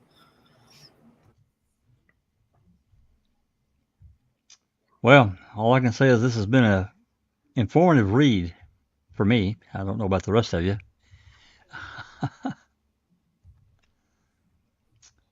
I think this is a good place to drop. Stop. We're over 3 hours, and this can get a bit long. So we're going to start. I'll schedule one for tomorrow at 5 Central, and we'll pick up on page 16 of this document, and we should be able to finish it, I would think, at this point. So let's do what we normally do. We'll do the round robin around the table. Give us your final thoughts on where we're at so far, and we're going to call it a day. So, Alice, final thoughts. Loads of bollocks. That's all it was, Jack. I mean, he's a bigger bum than fucking 10 arses, you know what I mean? The way he chops and flops and changes his story and everything like that. It's just ridiculous, and he remembers things so clearly, so many years on than what he did back then. There's bits added in that weren't there before, that weren't said at trial, that wasn't used at trial. So no wonder scam turned out the way it did. You know what I mean? And the fact that we've no got the questions that were being asked. Why? You know what I mean? If you're going to release the document, release the whole document, including the fucking questions. You know what I mean? Context is a lot, you know? So it's just ridiculous. It really is ridiculous. What's being said, and you know, but like we've done, we can pick it apart, you know, because like you did, Jack, you brought up the phone call, you know what I mean? We can do things like that because we've got some of the stuff. We've not got all of the stuff which we would love to get our hands on, but we haven't. We'll keep trying to get what we can, and we'll share what we can. But the fact that we can put documentation and things like that to debunk this stuff, you know, I think proves that the whole thing was a sham right from beginning to end, and it's corrupt for the top to the fucking bottom, you know. Yep. I can't really just disagree with pretty much anything you said. So thank you very much, Alice. Thanks, and Jack. Thanks, everyone. Chat. Yeah, we've kept you up pretty late, just like JD. We'll get to you. I promise we'll get to you soon and get out of here. Susan, final thoughts. Well, you know, the fact that Brenda released this stuff early, right? Yep. She has the full transcript. Yep. Why didn't she just give us the full transcript? I can't. Yeah, both of them. I can't answer that. Don't know. Could have easily done that. Yep. Yeah. But yeah, there's a lot more to come, and it just gets better and better, or worse and worse, however you want to look at it. True. That's right. That's right. But yeah, it's interesting. It is interesting. A lot of contradictions, Yeah. and for me, yeah. Yeah. All Thank right. you, Andy, for being so truthful. I didn't detect any sarcasm, Susan. None. Good night, everybody. Yeah. Thank you, Susan. Dr. Silkman, final thoughts. Yeah. Thank you so much, Jack 61, for putting this on. Really intriguing. I think the most two points I want to make. The most damning thing is about the note. Where the hell did he get the information about the note? I mean, the mere factor that he was with other law enforcement officers and the fact that there were reports written, he could have cleared all of that up. Plus, don't forget, we had Brenda Schuller. Brenda Schuller would have been there, who could have easily put Colborn aside and said, sorry, buddy, but you've got a major point wrong here. This is what actually happened, and here are the reports. So learning about the note was very, very intriguing, what the implications are or were of that particular note that Teresa left. And also, I think for me, it points to a very important concept, and that is you must be very, very thorough in your report documentation as it occurs, right? Now, you could look, Colburn's record is very, very poor. He doesn't write a lot of material in his reports, and he often writes his reports many, many months after the fact, sometimes years after the fact. And what is he doing here? He's doing an Arnold Schwarzenegger. He's doing a Total Recall years after the fact, right? And you never know. 99% of the stuff that he's putting down here could all be crap. So my ultimate question is, why does Andrew Colborn now, many years after the fact, get the chance to explain himself? Yet no one else has been given that opportunity to correct the record per se. But everything he said is outside the presence of a judge. It's all hearsay. You can't admit that into a court. He has to say it again in front of a judge. So, yeah, like I said, and as Susan said, Andrew is a person that keeps on giving. Thank you.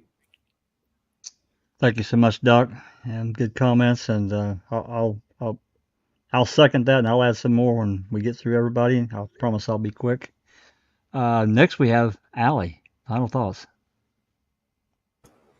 I am going to be super quick, but I'm just really enjoying listening to half of the conversation or parts of the interview. Anyway, I look forward to getting them. And I was going to ask you, they're supposed to be released on the 31st. Is that right? Yeah, but that's Sunday. So, and then Monday's New Year's Eve, or New Year's Day. So we probably won't see anything until Tuesday. Okay. Whatever he's going to release, and Cherie will get it. She has access to Pacer. Oh, great. I was going to ask how we would get those. That was my next question. How are we going to get that? And will there be video, do you think? Or just I seriously doubt it. I doubt that he will release. The only video that there's depositions, but I doubt those will be released. That's the Colborn 2-day deposition, I think 14 hours roughly. And then Brenda Schuller, I think, was on the stand giving her deposition for 7 hours. Am I saying that right, Susan? Isn't that right? Goodness. Was that Brenda or Colborn? I think Colborn was 7. No, his was 14 hours. He was deposed 2 days. 7 hours 2 each days. Day. That's right. Yeah. And then, but Brenda was 7 hours. I don't remember how long Brenda's was. Okay. I think it was 7 hours. I hope they release the video, because that's going to be a lot of reading. Yeah, I really doubt that he will, but I guess it's possible, because again, isn't that what Kratz asked for, was Brenda's deposition? That reminds me. I said I would sent the letter to the judge. I said I would show this. Let me find this right quick. Colborn v. Netflix. Kratz recently sent a letter to the judge asking about. I'm pretty sure it was Brenda's deposition. I wonder why he's so interested in that. Any ideas? I don't know why, but I think you're right, Susan. That's what I remember too.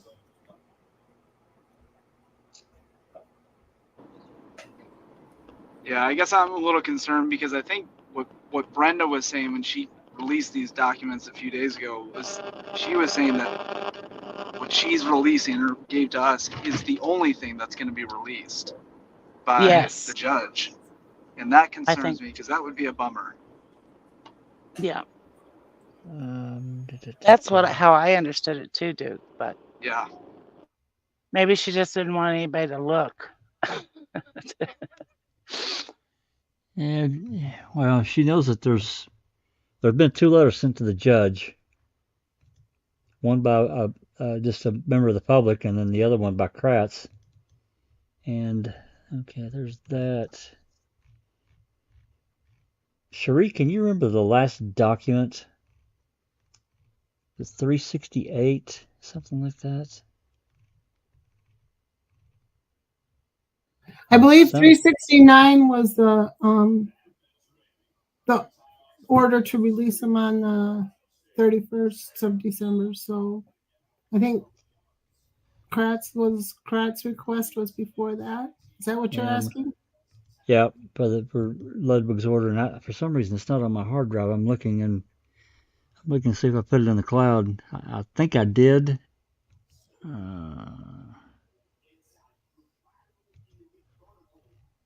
Let's see here, Colborn.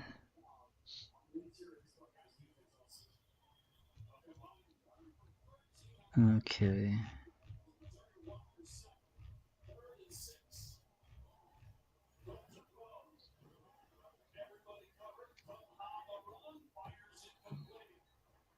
$366. Well, for some reason I don't have it. I don't know what the hell I know I got it because you sent it to me. Check one more place here, and if I can't find it, then I'm going to move on. We'll just have to end it.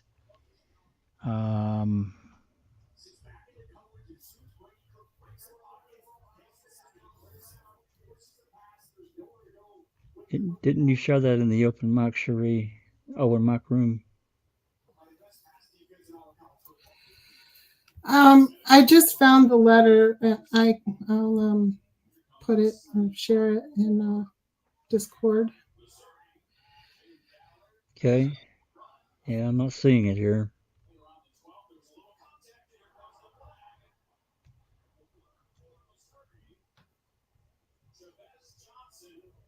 I could have swore I put that in my folder, but I guess I didn't. I can't find it.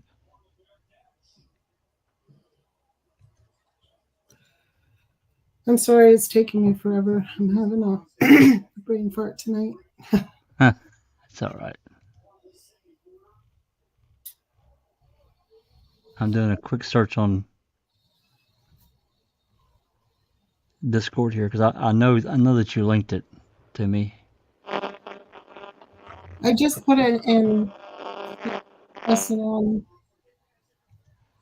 Okay. A link.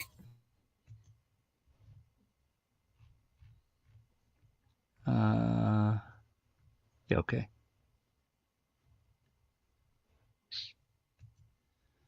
I can quickly open this. Open.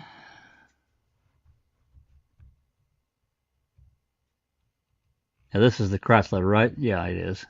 Yeah, okay. I'll put that on screen.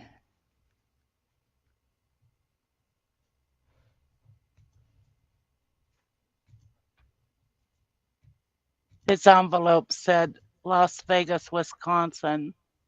But do you think he was trying to infer that, or make them infer that he was from Wisconsin, or was it just a typo?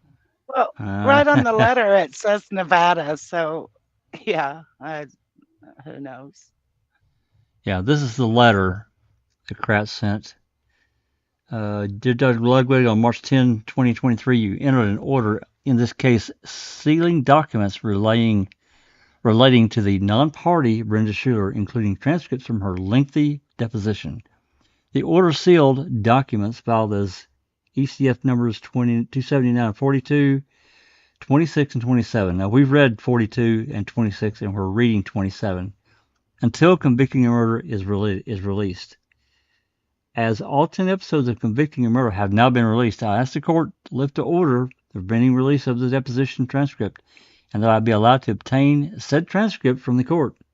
When the documents are released for distribution, I ask that I be informed of the process to obtain a copy of the deposition transcript. Thank you for your attention to this request. Sincerely yours, Ken Kraft. Sorry. Didn't get as good as you. So it's only got those 3 documents that we have. Well, that's what this has got, but Ludwig's order is far more than this. It doesn't just say these 3 right here. Okay. There's 5 documents. I think that's right. I'm almost positive. There's 5 documents that he listed in his order to be unsealed on the 31st.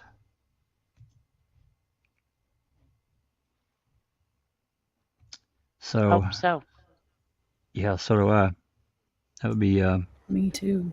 I hope that he releases everything. Oh, that would be so great. It would. That's like Christmas for me. When something new. Yeah, that's true. Yeah. Since you're up, Allie, final thoughts and do a little plug if you're going to go live here later for people that may want to join. So please, the floor is yours.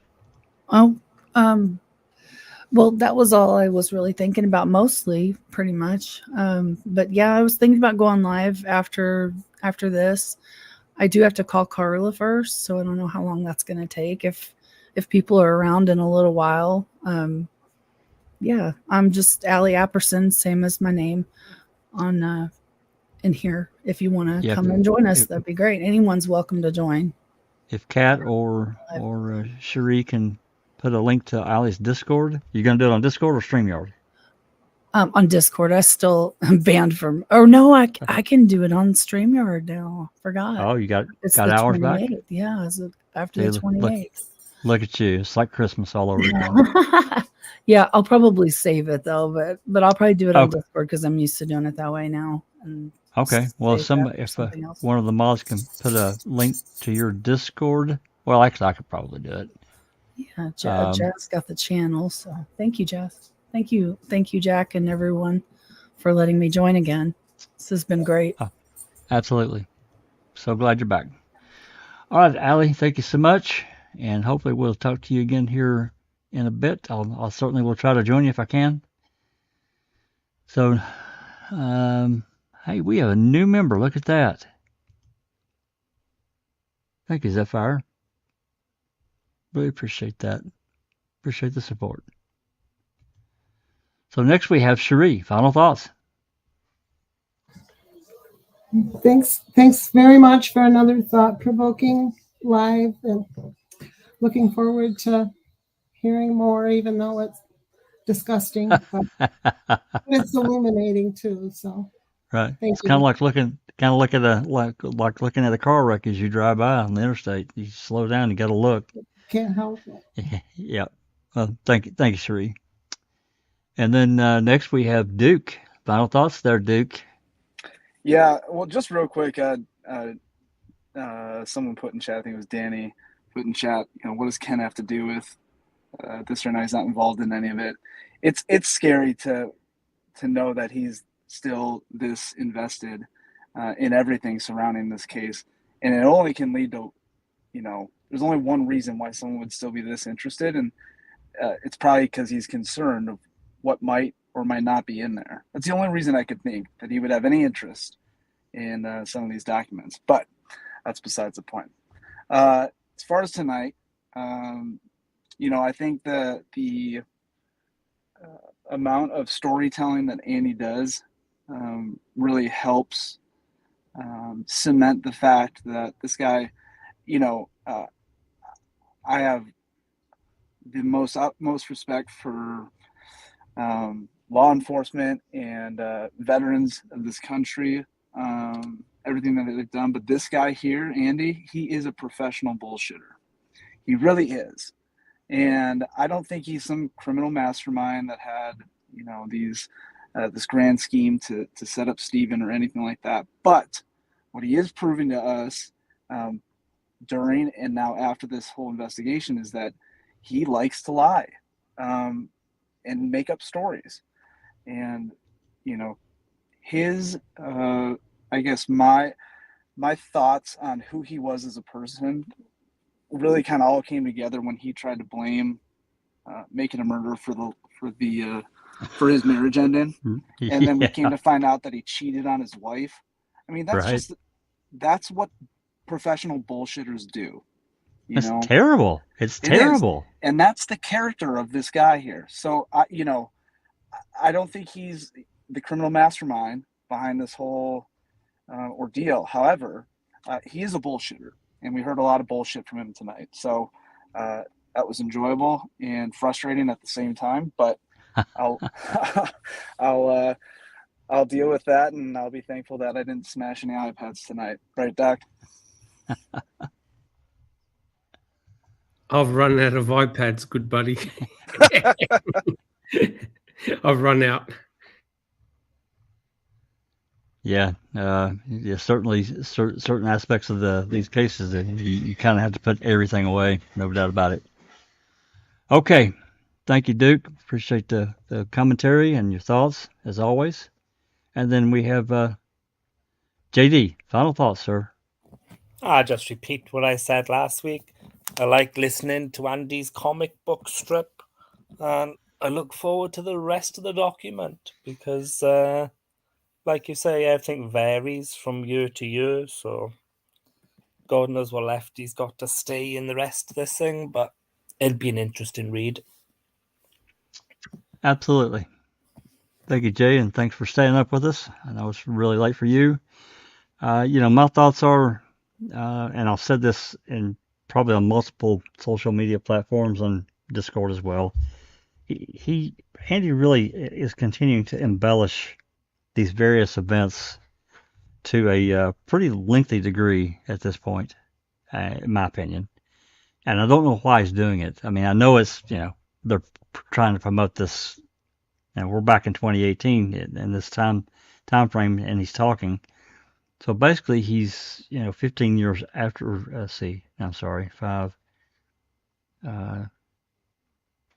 What is that? 13 years. Yeah, 13 years after the fact, and he's remembering better than he did at the time, because basically back then he didn't really have a whole lot to say, and what he did have to say was reported extremely late. And it would be interesting to find out other cases that he's been involved with had nothing to do with the Avery Dassey cases, how his reporting was, and the frequency and the timing, if it was really late or if it was pretty current. That would be a really interesting thing to know for comparison purposes only. So, I don't think we have any more questions. Nope, we're good. Again, thanks to Zephyr for becoming a new member, and all of our members that that's certainly not a requirement, but we appreciate it. Every little bit helps for these various things that we get and we do. So, I think with that said, we're going to call it good. I will get part 2 of this document scheduled. And I'm going to find this other document, this order that Ludwig put out, and I'll have that ready for tomorrow. I know I've got it. I just don't know what the hell I did with it. I apparently put it in the wrong folder somewhere. And we'll take a look at that tomorrow. So, if I have time tonight, I'll try to do a little research on what these various documents are that's in his order to be unsealed. So we'll see. As always, we really appreciate everybody staying with the case. Keep talking about it. Go do your own research. Form your own opinions. Don't believe us. Don't believe your neighbor. Do your own thing. And, no one here is going to try to force you to believe what we believe. This is just our opinion. That's all it is anyway. We are trying to help the case. Help Zellner help the case, but she's the one that has to put on the show, right? So anything that we can do, I think, to help her overall is what we should be doing. So with that said, I'm going to say this has been a Foul Play production.